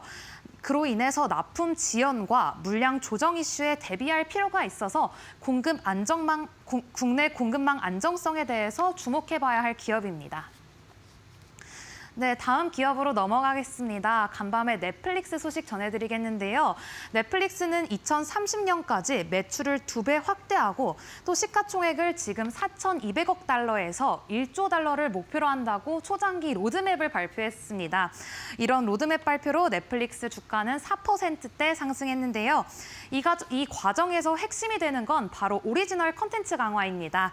이런 그간 긴밀한 협업 관계를 맺어온 국내 콘텐츠 제작사, 특히 스튜디오 드래곤에 오늘 주목해보면 좋을 것 같은데요. 스튜디오 드래곤은 여러분들 아시다시피 더글로리랑 사랑의 불시착 같은 인기 드라마를 제작한 드라마 제작사입니다. 이렇게 글로벌 확장이 계속된다면 한국 제작 콘텐츠의 해외 진출 기회도 커질 수 있다는 점에서 오늘 스튜디오 드래곤 주목해보면 좋을 것 같습니다. 네, 이제 반도체 얘기로 넘어가 볼 텐데요. 네, AMD는 최근 차세대 서버용 반도체 EPYC의 프로세스를 개발하고 있습니다. 이는 TSMC의 2나노미터 공정으로 생산될 예정인데요.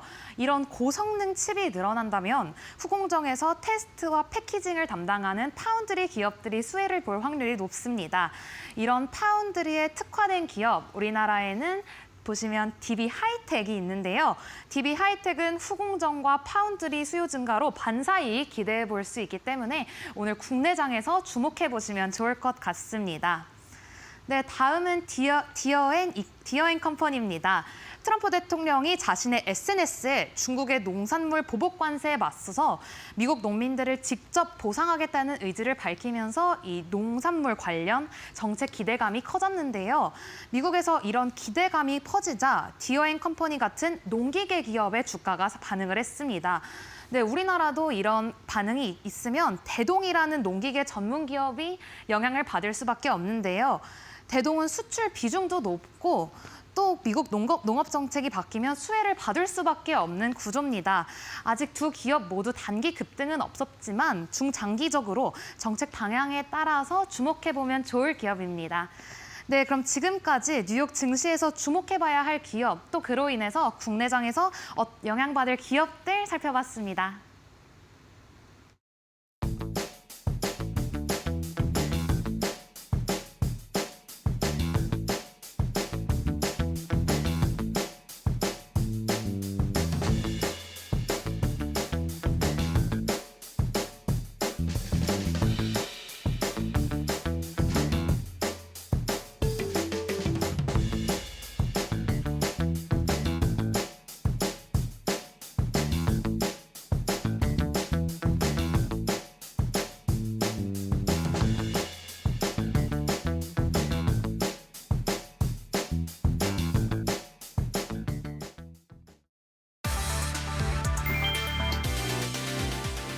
트럼프 반도체 위약품에 관세 칼 빼들었다. 미 상무부는 14일 관보를 통해 반도체 장비, 파생 제품 수입이 국가 안보에 미치는 영향을 판단하기 위해 조사를 시작했다고 밝혔다. 같은 날 의약품과 원료도 조사 개시가 확정됐다. 국가 안보를 이유로 이들 제품에 대한 관세를 물리기 위한 것이다. 이번 조사는 향후 반도체 관세 부과를 위한 사전 포석으로 해석된다. 트럼프 대통령은 의약품에 대해서도 미국 내에서 생산이 이뤄져야 한다고 주장하고 있다. 특히 그는 전 세계 의약품 원료 시장이 중국에 절대적으로 의존하고 있는 것에도 우려하고 있다.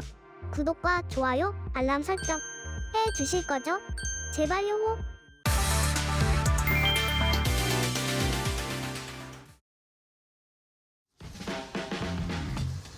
네, 여러분 편하게 잘 쉬셨습니까? 4월 16일 수요일입니다. 이들 신문 나온 내용들 오늘 또 브리핑을 좀 시작을 해보겠습니다. 오늘 톱기사는 추경 얘기입니다.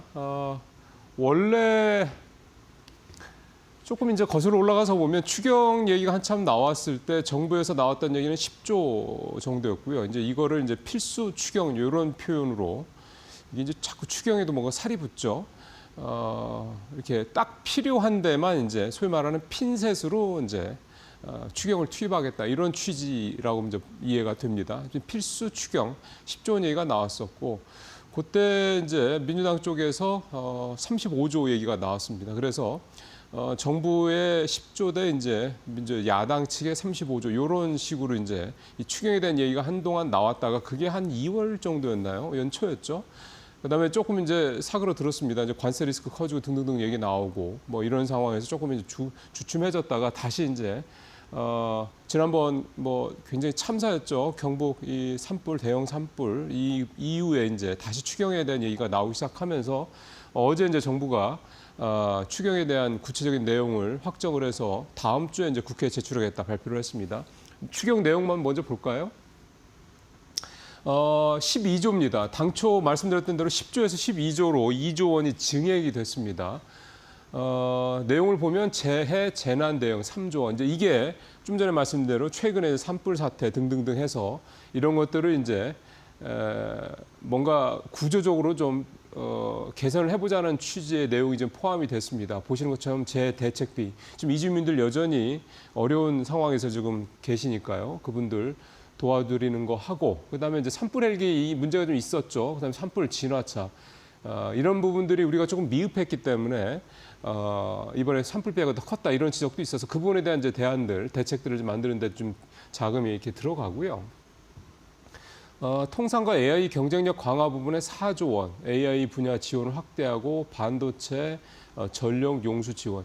이게 이제 반도체 전력 용수 지원이라고 돼 있는 부분은 그 용인에 지금 뭐 아시는 것처럼 정말 이제 국내 최대 규모의 이 반도체 클러스터, 그러니까 일종의 산단이라고 되겠죠. 반도체와 관련된 뭐 일테면 뭐 SK하이닉스, 삼성전자뿐만이 아니라 거기에 이제 뭐 여러 가지 이제 납품업체들, 그다음에 이런 공급업체들 다 들어가지 않습니까? 이걸 전체적으로 다 용인에다 모으겠다라는 게 지금 정부의 구상인데 거기에 이제 뭐 다 들어가죠.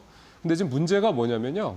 전력이에요, 전력. 전기 공급이 충분하게 되느냐 이 부분이거든요. 근데 이게 좀 잘 아시는 것처럼 우리나라가 지금 해안을 따라서 태양광이라든가 그다음에 그 해상 풍력이라든가 그다음에 발전소들이 이렇게 주로 돼 있습니다. 왜냐하면 발전소들이 그러니까 원전부터 시작해서 주요 발전소들이 해안가에 몰려 있는 이유도 결국은 용수 문제 때문인데 그 용수 때문에 그쪽에 있고 근데 그쪽에다가 이 발전 시설들을 설치를 하다 보니까 결국 전력을 제일 많이 쓰는 데는 여러분들 잘 아시는 것처럼 수도권 아니겠습니까? 수도권으로 전력을 가져야 되면 라인을 깔아야 되는 거죠. 송전 선로를 깔아야 되는 건데 그게 깔기가 쉽지 않습니다.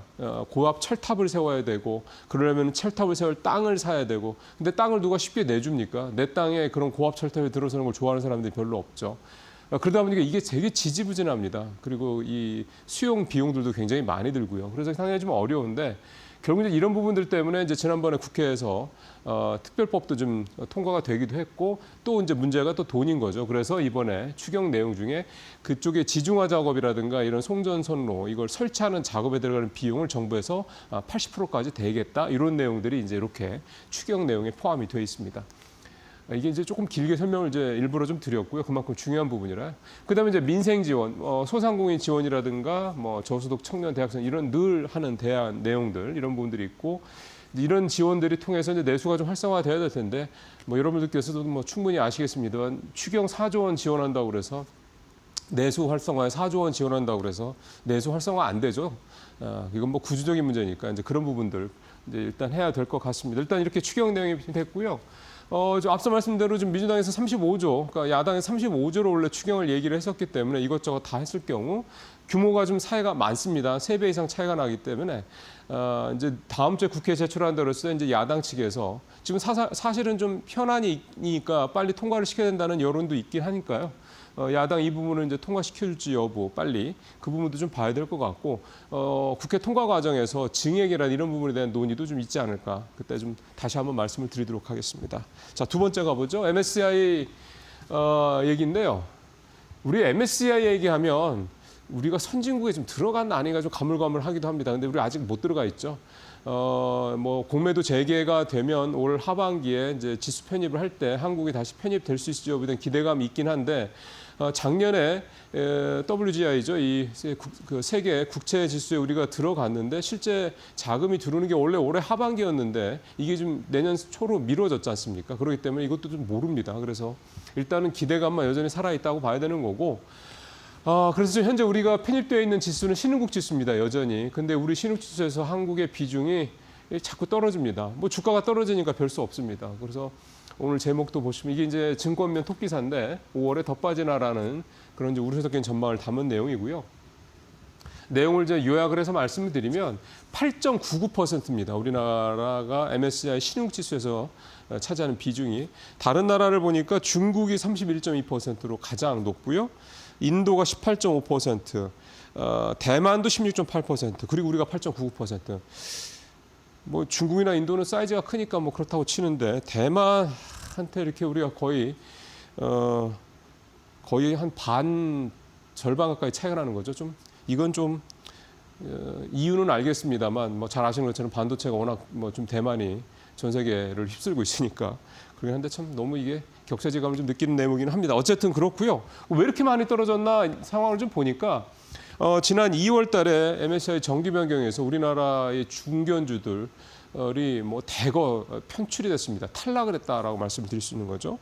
삼성, ENA, LNF 뭐 종목들이 여기 조금 나옵니다만은 엔캠, 뭐 금호석유, 한미약품, 넷마블, SK바이오사이언스, 롯데케미칼, 포스코 DX 이런 등등등 종목들입니다.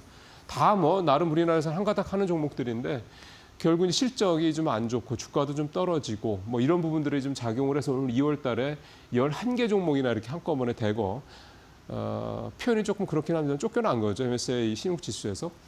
결국 이제 이게 나면은 당연히 전체 파이가 작아지니까 우리의 이 비중이 줄어들 수밖에 없는 거고요. 자, 중요한 거는 이제 이게 이런 추세가 계속될 거냐라는 거죠. 계속해서 편출이 편입보다도 늘어난다 그러면 당연히 우리의 지수 비중은 점점 떨어질 수밖에 없는 거고, 반대로 편출은 되는 종목도 있겠지만 편입되는 종목들이 더 많다고 그러면 다시 이제 비중이 9%대, 10% 이렇게 올라갈 수 있는 여지도 있는 건데, 현재 상황으로 봤을 때는 제목에서도 보시는 것처럼 그렇게 좀 낙관적으로 보기가 쉽지 않은 상황이다, 이렇게 볼 수가 있는 겁니다. 어쨌든 편출 종목이 5월 달에 다시 정기 변경이 있는데요. 다음 달에 일단 편출 종목에 대한 얘기도 슬슬 나오고 있는데요. 이번에는 삼양식품이라든가 한화시스템, LIG, 넥스원 같은 또 종목들이 편입이 될 수 있는 기대감도 있다, 이렇게 말씀을 드릴 수가 있겠습니다. 잘 아시는 것처럼 지수 편입된다고 얘기 나오면 주가 오르죠. 그다음에 편입되고 난 다음에 이 패시브 자금 들어오기 전까지는 또 주가가 빠지는 그런 모습들이 늘 나타난다는 거 감안하시길 바라겠습니다. 자, 세 번째 얘기는 유가 얘기죠. 유가가 계속 떨어지고 있다가 요즘에 조금 반등하긴 합니다. 어쨌든 유가는 전체적으로 좀 약세 분위기입니다. 트럼프 정부의 에너지 가격 하락 정책 여파가 미치고 있다고 봐야 되는 거고, 결국은 원유도 그렇고 LNG도 그렇고 계속 쏟아낼, 계속 이제 채굴을 해서 공급량을 늘리겠다라는 게 지금 미국의 전략이고, 그다음에 이제 우크라이나 전쟁이 이제 종전을 하게 되면 러시아도 이제 제도권으로 다시, 그러니까 기존 시장으로 다시 원유 공급이 늘어나게 될 거고, 이런 식으로 된다고 하면 유가는 뭐 떨어질 수밖에 없죠. 수급 문제가 공급 우위로 가는 거니까. 자, 그렇다면 이제 이런 영향입니다. 그래서 오늘 이데일리 증권면에 나온 기사는 정유주가 타격을 받을 수 있다는 우려감 얘기를 하고 있는데, 시장에서는 제목에서 보시는 것처럼 과도한 비관은 좀 그렇다, 경계해야 된다, 이런 얘기도 나오고 있습니다. 내용을 좀 들어가 보죠. 일단 제가 종목을 좀 준비한 걸 한번 먼저 보겠습니다. 지금 보면은요, 어제 거긴 합니다. GS, 흥구석유, 한국셰일석유, SO 이노베이션. 뭐 전체적으로 어제 장 흐름에 비하면 어제 코스피가 근 1% 가까이 상승했던 거에 비하면 전체적으로 정유주들의 주가는 뭐 썩게 좋지는 않습니다. 정유주들이 이게 주가가 별로 좋지 않은 이유는 실적이 좀 좋아지지 않겠다라는 거에 대한 우려감, 유가가 떨어지니까요. 유가가 또 최근처럼 이렇게 단기간에 급락하면 정유사들이 원유를 미리 이렇게 쟁여놓죠. 이걸 이제 재고라고 할 텐데, 이 재고에 대한 평가 손실이 이제 일어나게 됩니다. 무슨 얘기냐면, 내가 원유를 사올 때는 배럴당 60달러에 사왔는데 최근에 유가가 이렇게 갑자기 뭐 50달러대 중후반으로 뚝 떨어지게 되면 갖고 있는 가격이 이제 그만큼 가치가 떨어지는 거지 않습니까? 이런 재고 평가 손실이 있을 수가 있고, 또 하나는 이게 이제 우리 그 2차 전지 때 얘기 많이 했던 건데, 재료를 살 때하고 나중에 물건을 팔 때하고의 이 재료 가격 차이가 좀 크게 되면 흔한 말로 레깅 효과가 나타나는 겁니다. 그러니까 비쌀 때 재료를 샀는데 내가 이제 물건을 만들어서 팔 때 되니까 상품 가격이, 물건 가격이 떨어지는 거예요. 지금 아까 배터리 말씀드린 것처럼 리튬을 되게 비싸게 샀는데 나중에 그 리튬을 들여와서 배터리를 만들어서 팔려고 그러니까 수요 부족으로 배터리 가격이 떨어지는 거죠. 이렇게 되면 그 레깅 효과 때문에 비싸게 해서 재료를 비싸게 사서 물건을 싸게 파니 당연히 여기에서 마진이 더 줄어드는 이런 악영향이 있다는 거죠. 그러니까 정유주도 마찬가지 얘기를 하는 겁니다. 자, 이런 어떤 악재들에 대한 우려 때문에 주가가 좀 떨어지고 있는 거라는 건데, 시장에서 왜 과도한 비관을 경계해야 된다는 얘기가 나오는 거냐면, 일단 주가가 이미 작년에 많이 떨어진 거에 대한 부분, 그러니까 삼성전자 우리가 얘기를 많이 하는 것처럼 이미 주가가 작년에 많이 떨어져서 더 떨어질 룸이 많지 않다라는 부분. 그러니까 떨어지더라도 이제 뚝뚝뚝 이런 개념은 아니라는 거죠. 첫 번째가 그렇고요. 두 번째는 이게 정제 마진 부분인데, 여기서는 제목에서 보시는 것처럼 정유주들의 직격탄이라는 얘기는 결국 유가가 떨어지면 정제 마진이 줄어드니 당연히 수익성이 떨어진다, 이 로직이지 않습니까? 근데 지금 정제 마진이 비교적 좀 안정적인 가격대를 유지를 하고 있다고 그럽니다. 그러다 보니까 유가가 더 확 떨어지지만 않으면 굳이 정유주가 이렇게 정제 마진 축소에 따라서 되게 뭐 주가가 떨어질 것이다, 실적이 되게 나빠질 것이다, 이렇게까지 생각을 하는 거는 너무 비관적으로 보는 거다. 그래서 어느 증권사에서는 지금이 오히려 정유주를 저가 매수할 때도 이런 얘기를 하는 그런 지적도 있었습니다. 주장도 있었습니다. 하여간 정유주가 이게 좀 한번 보시죠. 작년에 너무 많이 떨어져서 이미 저평가 구간에 있는 종목들 같은 경우 밑에 하방이 어느 정도 받쳐준다 그러면 결국 이제 올라갈 수 있는 여지가 더 많다는 얘기잖아요. 그런 부분들 한번 좀 감안하실 필요가 있겠습니다. 자, 오늘 마지막 얘기는요, 로보 어드바이저 얘기를 해보겠습니다. 로보 어드바이저 얘기가 나온 거는 이제 꽤 됐습니다. 근데 사실 그동안 로보 어드바이저가 그렇게 별로 각광을 못 받았던 이유는 일단 샘플링 자체가 작다라는 거, 그러니까 쌓여있는 빅데이터가 적다라는 거, 그다음에 AI 기술의 발전 부분이 좀 상대적으로 조금 더뎠다라는 거. 이제 그런 것들이 이제 작년을 기점으로 해서 좀 굉장히 분위기가 좀 바뀌고 있죠. 당연히 로보 어드바이저 쪽도 AI 기술이 더 이제 발전된 AI 기술이 두르고 특히 생성형 AI 기술이 두르면서 훨씬 더 많은 정보에 대한 취합과 그거에 대한 어떤 분석과 또 그걸 통해서 나오는 아웃풋이 과거와는 달라지면서 로보 어드바이저 이 서비스의 수준이 이제 확실히 좀 높아졌다고 그럽니다. 제 기억으로도 몇 년 전에 로보 어드바이저 수익률 같은 경우에는 시장보다 그렇게 썩 좋지를 않았거든요. 그러니까 사실 별로 관심이 없죠.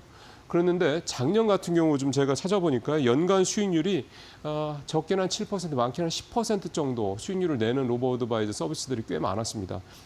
이러다 보니까 작년에 여러분들 이제 기억이 이제 나실지 모르겠습니다. 작년 코스피 연간 수익률이 마이너스 9.6%였거든요. 코스닥은 20% 넘었고요.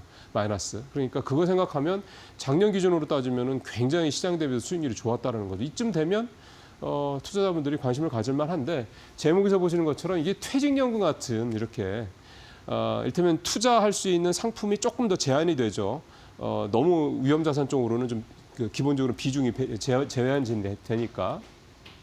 이러면서 내가 계속해서 쳐다보기가 힘든 그런 어떤 특성, 이게 퇴직연금인데 매년 한 달 월급이 이제 들어가는 그런 게 되는 거고 이런 게 로보 어드바이저한테 맡기고 그냥 입구진행이 딱 좋다라는 겁니다. 그래서 최근에 또 금융당국에서 로보 어드바이저의 일임 서비스, 그러니까 로보 어드바이저한테 내 투자를 맡기는 이런 서비스도 좀 허용이 되면서 지금 금융계가 이 로보 어드바이저 투자에 줄줄이 좀 나서고 있습니다. 여기 부재도 나타납니다만 파운드 투자자문, 하나은행, 미래에셋 등등등, 한투, KBNH 뭐 다 하죠. 안 하겠습니까 이거?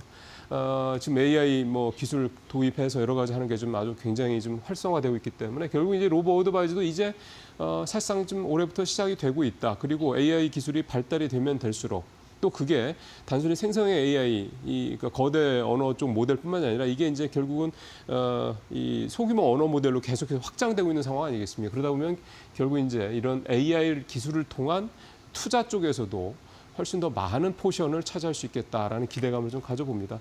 일단은 한번 쭉 보시고요. 중요한 거는 수익률도 수익률이지만 어떤 그 수수료 문제라든가 이런 부분들을 서비스 이런 부분들을 조금 더 꼼꼼히 살펴보시는 우리 ETF 상품 고를 때처럼 그렇게 생각하시면 되죠. 그렇게 하다 보면 여러분들한테 성향에 잘 맞는 그런 로보 어드바이저 이 서비스 상품도 찾아낼 수 있지 않을까 기대를 해봅니다. 오늘 여기서 마치도록 하겠습니다.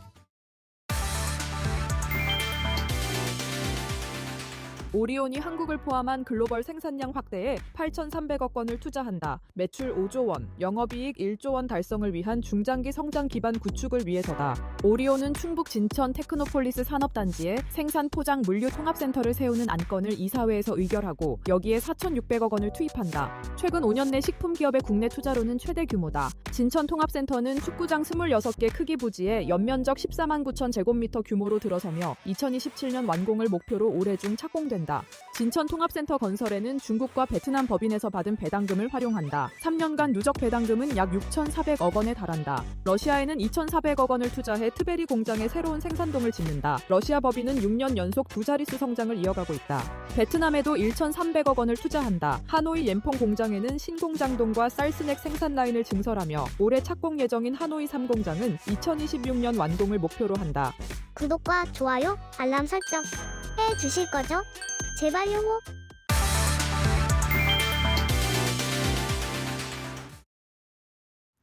네, 마켓 비하인드로 이어가도록 하겠습니다. 이번 시간에는 김경목 한국투자신탁운용 차장과 이야기 나눠보겠습니다. 차장님 어서 오세요.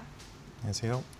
네, 오늘은 좀 ETF와 관련된 이야기를 좀 나눠보려고 합니다. 최근에 미국뿐만 아니라 국내 증시도 말 그대로 롤러코스터급 장세를 계속 펼쳐왔는데 그 가운데서 ETF의 변동성과 흐름들은 어떠했을지 이 부분에 대해서 전반적인 분위기부터 좀 짚어봐야 될 것 같아요. 올해 들어서 변동성 어땠을까요?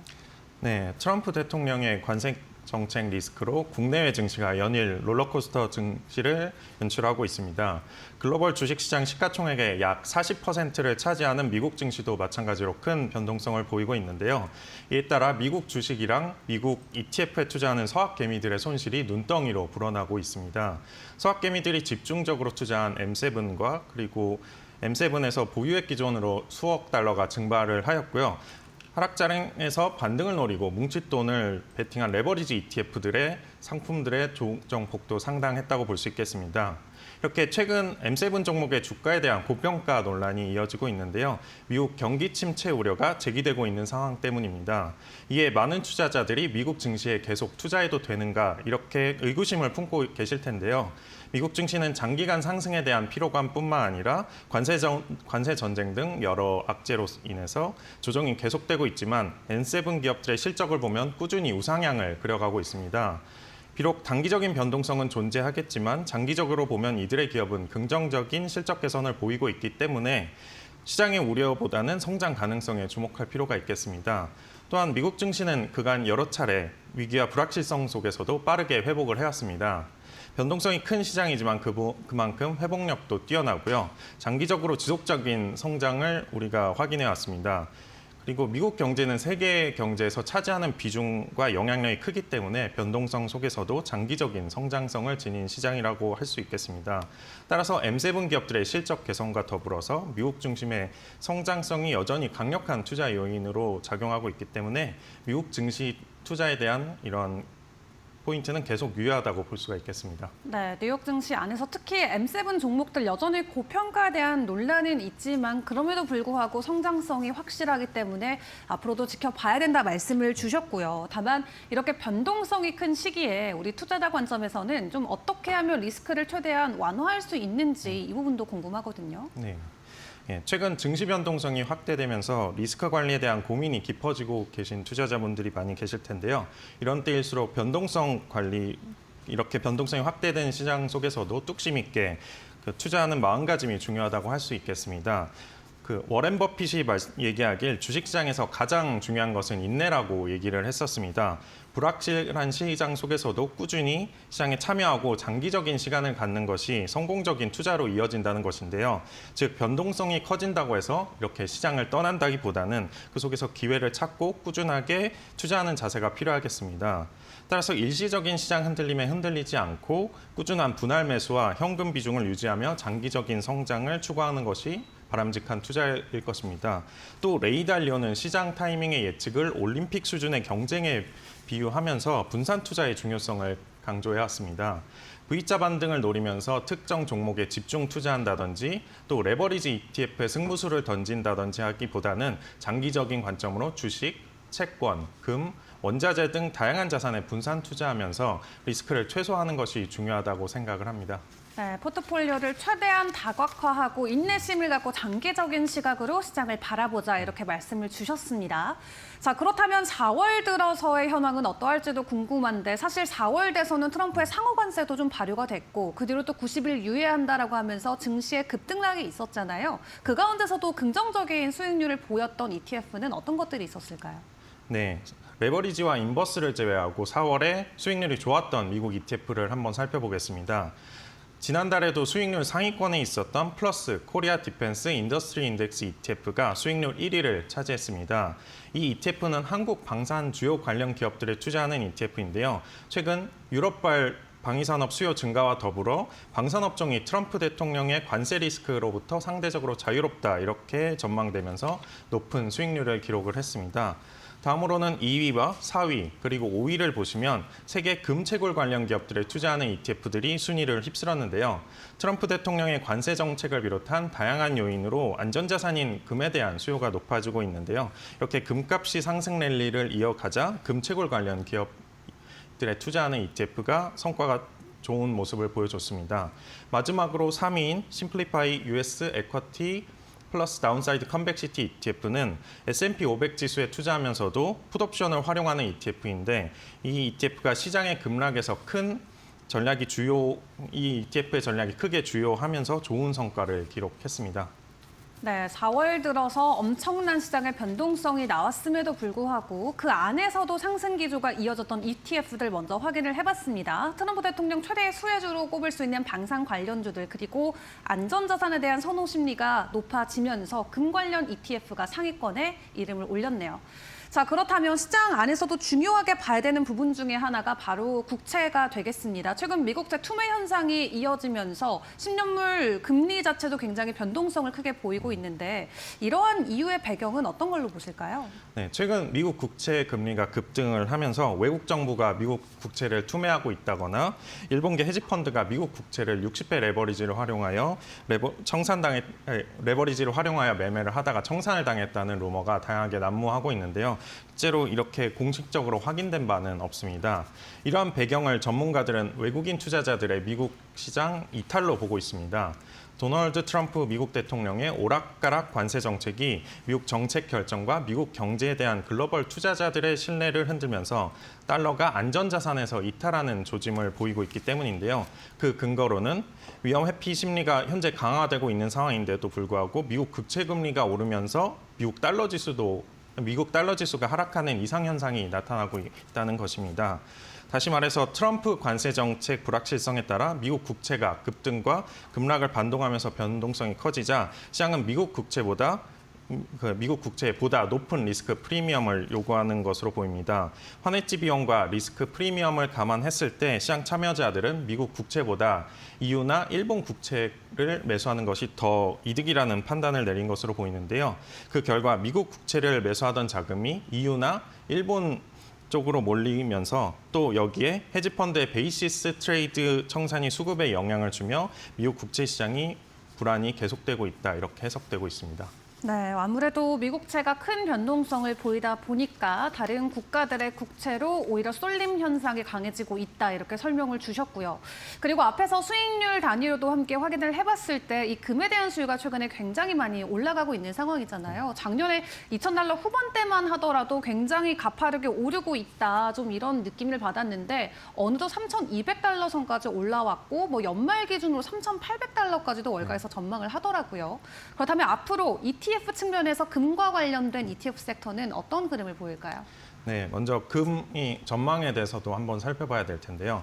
최근 관세 정책을 비롯한 다양한 글로벌 경제 불확실성에도 불구하고 금 가격은 꾸준히 강세를 보이고 있습니다. 미중 무역 분쟁 등 지정학적 리스크와 금리에 대한 불확실성, 그리고 세계 중앙은행들이 금 보유량을 확대하면서 금에 대한 꾸준한 수요가 이끌어지고 있고 이것이 금 가격을 더욱 견고하게 지지하고 있습니다. 앞으로도 금 가격은 여전히 강세를 유지할 가능성이 큰데요. 글로벌 경제 불확실성은 당분간은 해소되기 어렵게 보이고 중앙은행들의 완화적 통화 정책 또한 지속될 가능성이 높습니다. 이러한 환경 속에서 금은 계속해서 안전자산으로서의 역할을 계속할 것으로 보입니다. 그렇기 때문에 금에 투자하는 ETF라든지 금 관련 채굴 기업들에 투자하는 ETF가 유망하다 이렇게 볼 수 있겠는데요. 그러나 금 가격이 계속해서 상승할 수 있는 요인만 있는 것은 아닙니다. 연준이 기준금리 인하 속도 조절에 나선다든지 글로벌 주식시장이 빠르게 회복할 경우에는 금의 매력이 다소 줄어들 수가 있겠습니다. 따라서 금 가격은 글로벌 경제 상황에 맞춰서 변동성이 클 수 있기 때문에 장기적인 관점에서 신중하게 접근하는 것이 중요할 것 같습니다. 네, 그렇다면 단기적인 관점에서 금의 추가적인 가격 상승이 예측이 되고 있는 만큼 나쁘진 않지만 장기적으로 금리 인하라던가 글로벌 주식시장이 다시 한번 크게 올라올 수 있기 때문에 장기적인 관점에서는 조금 더 시장을 지켜봐야 된다 말씀을 주셨습니다. 자, 그리고 또 ETF 투자할 때 고려해야 되는 부분 중에 하나가 바로 미국과 중국 간의 관계도 있을 것 같아요. 간밤 뉴욕 증시만 보더라도 이런 무역 전쟁으로 인해서 사실 보잉의 주가가 간밤 하락하기도 했고 엔비디아 같은 경우도 추가적으로 수출 통제와 관련된 이슈로 시간에서 6%대 급락을 보였는데 이런 부분들이 사실 ETF 투자할 때도 좀 고려사항이 될 것 같아요. 미국과 중국 간의 관계를 고려했을 때 어떤 전략들이 유효할까요?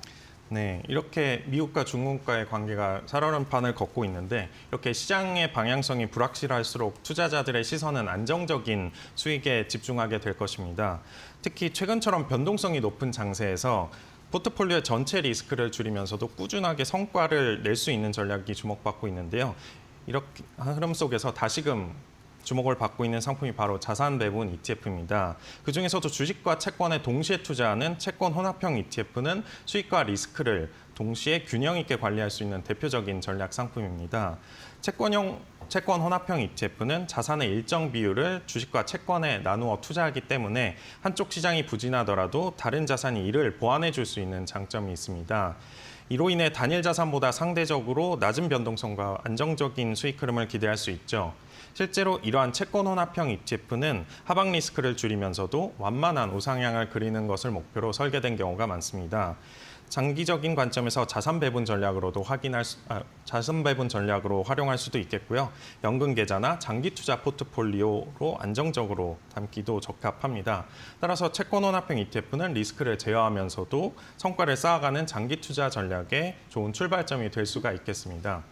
현재 시장에서는 대표 지수뿐만 아니라 커버드콜, 테마형 그리고 다양한 채권을 다양한 비중으로 편입하는 채권 혼합형 ETF가 다수 상장되어 있습니다. 단순히 상품명만 보면서 투자하시기보다는 그 안에 담긴 주식과 채권 그리고 금리 노출 정도를 참고하여서 투자하시면 좋을 것 같습니다. 네, 시장에 이렇게 변동성이 커질수록 조금 더 안전형에 대한 투자 전략을 세워야 되는데 그때 투자하기 좋은 게 주식과 채권을 합친 채권 혼합형 ETF다라고 설명을 주셨습니다. 자, 지금까지 전반적인 좀 글로벌에 대한 이야기를 해봤는데 한국 쪽으로 좀 시선을 저희가 돌려볼게요. 4월 들어서 한국 기준으로 ETF 수익률 가장 좋았던 종목들부터 좀 점검을 해보면 좋을 것 같은데 한국의 분위기는 미국이랑 크게 달랐을까요? 네, 4월 들어 수익률이 좋았던 한국 ETF들을 한번 살펴보겠습니다. 전반적인 상황은 비슷한데요. 최근 트럼프 대통령이 연일 관세 정책을 쏟아내면서 국내 증시도 큰 변동성을 보였는데 이러한 상황 속에서도 조선업과 방위산업은 관세 무풍지대로 주목을 받으면서 관련 주식들이 상승세를 보였습니다. 이에 따라 3위를 제외하고 1위부터 5위까지 모두 조선 섹터 관련 ETF들이 순위를 휩쓸었습니다. 여기서 보면 사실 3위인 플러스 하나그룹주도 다르지가 않다고 볼 수 있겠습니다. 마찬가지로 조선주와 방산주가 강세를 보이면서 하나 계열사들이 호실적을 이어가며 주가가 강세를 이어나간 것으로 볼 수가 있겠는데요. 한마디로 4월은 트럼프 관세 위협으로부터 안전했던 조선주가 국내 증시 상승을 이끌었다 이렇게 볼 수 있겠습니다. 네, 자 트럼프 관세 덕분에 ETF 안에서 조선과 방산주들의 강세가 굉장히 강했습니다. 사실 1분기 실적이 가장 기대되는 섹터와 업황 또한 조선과 방산 쪽이잖아요. 워낙 장기적인 관점으로 ETF를 접근하시는 분들이 많기 때문에 그렇다면 4월에도 이러했지만 올 한 해를 놓고 봤을 때도 긴 호흡으로 추가적인 투자가 가능한 섹터라고 보실까요? 네, 그렇습니다. 앞으로 관세 정책이 많은 변동성을 보이겠지만 이렇게 조선 같은 경우 전략적 파트너로서 함께 가겠다 이렇게 보고 있고 글로벌 방위 산업에 대한 수요가 계속해서 증가하고 있기 때문에 방산 업종도 여전히 투자 매력이 유효하다고 생각을 합니다. 네, 조선과 방산 앞으로도 더 장기적인 호흡을 가지고 가도 괜찮다 말씀을 주셨고 지금 4월의 수익률만 놓고 봤을 때 상위권이 전부 다 조선 쪽이었는데 조선과 방산을 제외하고 한국형 ETF를 투자를 해야 된다면 또 어떤 부분들이 유효할까요? 네, 조선 섹터와 방산 섹터가 계속해서 강세를 보이고 있는데 이 외에 관심이 필요한 섹터는 바이오와 전력 쪽이라고 생각합니다. 먼저 바이오 섹터에 대해 말씀을 드릴 텐데요. 최근 주요국 금리 인하 사이클이 지속되면서 기업들은 리스크를 이렇게 감수할 수 있는 여력이 커졌습니다. 그래서 이는 바이오 산업에 긍정적인 영향을 미치고 있는데요. 그리고 14일 미국 내 바이오 산업 규제를 간소화하고 부서 간 협업 체계를 구축하는 국가 바이오 기술 이니셔티브 법안이 발의되었습니다. 이 법안은 실질적으로 중국을 견제하고 바이오 기술 경쟁력을 확보하기 위한 의도가 깔려 있는 법안입니다. 그렇기 때문에 위탁 개발 생산 기업들을 중심으로 한 국내 바이오 기업들이 수혜를 입을 것이라는 기대감을 얻고 있습니다. 그 다음으로는 전력 쪽입니다. AI 열풍으로 인해서 데이터 센터와 전력 수요가 급증한 것은 오늘 내일의 일은 아닙니다. 하지만 전력망의 현대화와 신재생에너지로의 전환이 주요 국가들에서 여전히 진행 중이고 전 세계 전력 인프라 관련 대규모 투자 지출이 지속되고 있습니다. 특히 지금과 같이 중국 업체들이 배제된 상황에서는 한국의 전력 관련 기업들이 경쟁 우위를 점할 수가 있겠습니다. 따라서 전력 ETF는 전 세계적으로 증가하는 전력 수요와 전력 인프라 투자 확대에 따라 유망한 투자처가 될 수 있겠다 이렇게 보고 있습니다. 네, 좋습니다. 그 외로 함께 지켜볼 부분은 제약 바이오 쪽 그리고 전력 쪽 좀 언급을 주셨습니다. 자, 이렇게 시장 안에서 사실 테마단의 쏠림이 굉장히 강한 모습이 나오고 있는데 일부에서는 버블에 대한 전조 현상일 수도 있다라고 이야기를 하고 또 한쪽에서는 오히려 구조적인 전환이다라는 평가도 나오는데 보시기에 좀 어떤 흐름으로 판단이 되실까요? 네, 지금 같이 변동성이 많이 커지고 있는데 이거는 사실 경제적인 상황을 여러모로 봤을 때 네. 예측하기 어려운 부분이 있기 때문에 저희 한 가지 좀 추천드리고 있는 방법은 약간 피난성 있는 파킹형 ETF도 한번 보시면 어떨까 이렇게 보면서 장기적으로 뉴스에 대해서 트래킹을 하면서 앞으로 어떤 방향이 어떤 투자처가 유망할지 한번 보시는 게 좋을 것 같습니다. 네, 알겠습니다. 그렇다면 우리 바로 옆에 국가인 중국 쪽의 좀 상황도 같이 들여다봐야 될 것 같습니다. 지금 부양책과 관련해서 중국 증시 다시 살아날 수 있다는 기대감은 일단 올라오고 있습니다. 여기에 국부펀드들이 ETF 보유량을 늘리겠다라는 내용들도 전해지고 있는데 그렇다면 지금 우리가 중국 ETF를 바라보기에 좋은 시점일까요? 네, 맞습니다. 최근 중국 국부 펀드들이 상장지수 펀드의 보유량을 늘리겠다고 발표를 했는데요. 중국 최대 국부 펀드인 중국 투자회사의 자회사인 중앙후이지는 시장 안정화를 목적으로 ETF 보유량을 늘리겠다 발표하였고 이에 중앙은행인 중국인민은행도 이를 크게 지지하면서 재대출 지원을 제공하겠다고 발표를 했습니다. 또한 중국 청퉁그룹, 중국 거신, 중국 전자과학기술그룹 등 국유 기업들도 주식시장에 자금을 투입하겠다고 발표한 바 있습니다. 이것만 본다면 중국 ETF에 대한 기대감이 여전히 유효하다고 볼 수도 있겠지만 미국의 고관세 정책으로 인해서 미중 무역 규모가 큰 폭으로 감소할 것은 자명한 사실입니다. 그렇기 때문에 중국의 경기 하방 압력이 심화될 것으로 보이는데요. 중국은 이러한 경기 둔화에도 불구하고 미국에 굴하지 않고 그 고통을 감수할 것이라고 보입니다. 그렇기 때문에 중국의 주식시장 변동성 확대는 좀 불가피할 것으로 보이는데요. 다만 수출기업 감세 및 수출품을 내수로 전환하는 등 정부의 다양한 경기 부양책이 기대가 되는 상황이고요. 중국은 타국가가 대체하기 어려운 기술, 산업, 밸류체인을 보유한 국가입니다. 그렇기 때문에 중국은 이 위기를 기회로 삼아서 핵심 기술 개발을 가속화하고 또 기업들의 자립도를 높여갈 것으로 보입니다. 따라서 중국 ETF는 단기적으로 힘든 시간을 보낼 수도 있겠지만 연간으로 보면은 상승세를 그릴 수 있지 않을까 이렇게 조심스럽게 전망을 해봅니다. 네, 중국은 어쨌든 내수에 대한 회복 기대감은 있지만 최근 이어지고 있는 미국과의 무역 전쟁 때문에 경기 하방에 대한 우려감은 확실하게 존재할 수밖에 없다라고 말씀 주셨습니다. 다만 중국만이 가지고 있는 그 기술들이 있기 때문에 해당 기술과 함께 지켜볼 수 있는 ETF는 바라봐도 괜찮겠다 말씀을 주셨고요. 그럼 중국에 이어서 사실 최근에 미국 외 글로벌 투자자들이 또 관심을 갖는 게 신흥국들에 대한 ETF도 있습니다. 이 부분에 대해서는 또 어떤 의견이 있으실지 궁금한데요. 네, 사실 미국이 중점적으로 때리는 국가가 중국이라고 할 수 있겠는데요. 네. 제가 하나 추천드리고 싶은 국가는 베트남입니다. 베트남 같은 경우는 현재도 중국을 대체할 수 있는 이런 제2의 글로벌 생산기지로서 부상하고 있는데요. 네. 최초에는 높은 관세를 부과받았지만 적극적인 자세로 트럼프와 협상에 임하면서 그 협상을 긍정적으로 마무리할 것으로 보고 향후 중국을 대체하면서 점차 성장을 나갈 것으로 보고 있고요. 또 인도도 같이 말씀을 드리고 있습니다. 네. 현재 인도의 성장성을 보았을 때 장기적으로는 중국을 대체할 수 있을 만한 잠재력을 가지고 있기 때문에 현재 처음에 중국의 딥시크 충격이 발생했을 때 인도의 투자 자금이 오히려 빠져서 중국으로 가는 움직임도 일부 관측이 되었지만 이렇게 중국이 집중적으로 공격을 받고 좀 어려운 상황 속에서도 인도에 다시 자금이 들어가는 모습도 관측되고 있습니다. 그렇기 때문에 다시 말해서 베트남과 인도 쪽도 한번 살펴보면 좋을 것 같습니다. 네, 중국 외 신흥국으로 함께 볼 수 있는 베트남과 인도에 대한 의견까지 함께 제시를 주셨습니다. 지금까지 김경목 차장과 함께했습니다. 수고하셨습니다. 네, 저희 마켓 시그널이 준비한 소식은 여기까지입니다. 오늘 시간 기준으로 중국에서 추가적인 관세 조치가 나오게 된다면 국내 증시에서 그 변동성을 전부 받아갈 수가 있겠는데요. 일단 간밤 뉴욕 증시는 약보합권에 마무리를 지었는데 국내 증시의 오늘 방향성 어디로 흘러가게 될까요? 개장 상황도 저희 이데일리 TV와 함께 꼼꼼하게 챙겨보시길 바라겠습니다. 그럼 저희는 내일 이 시간 다시 돌아와서 여러분께 더 좋은 소식으로 인사드리도록 하겠습니다. 함께해 주신 여러분 고맙습니다.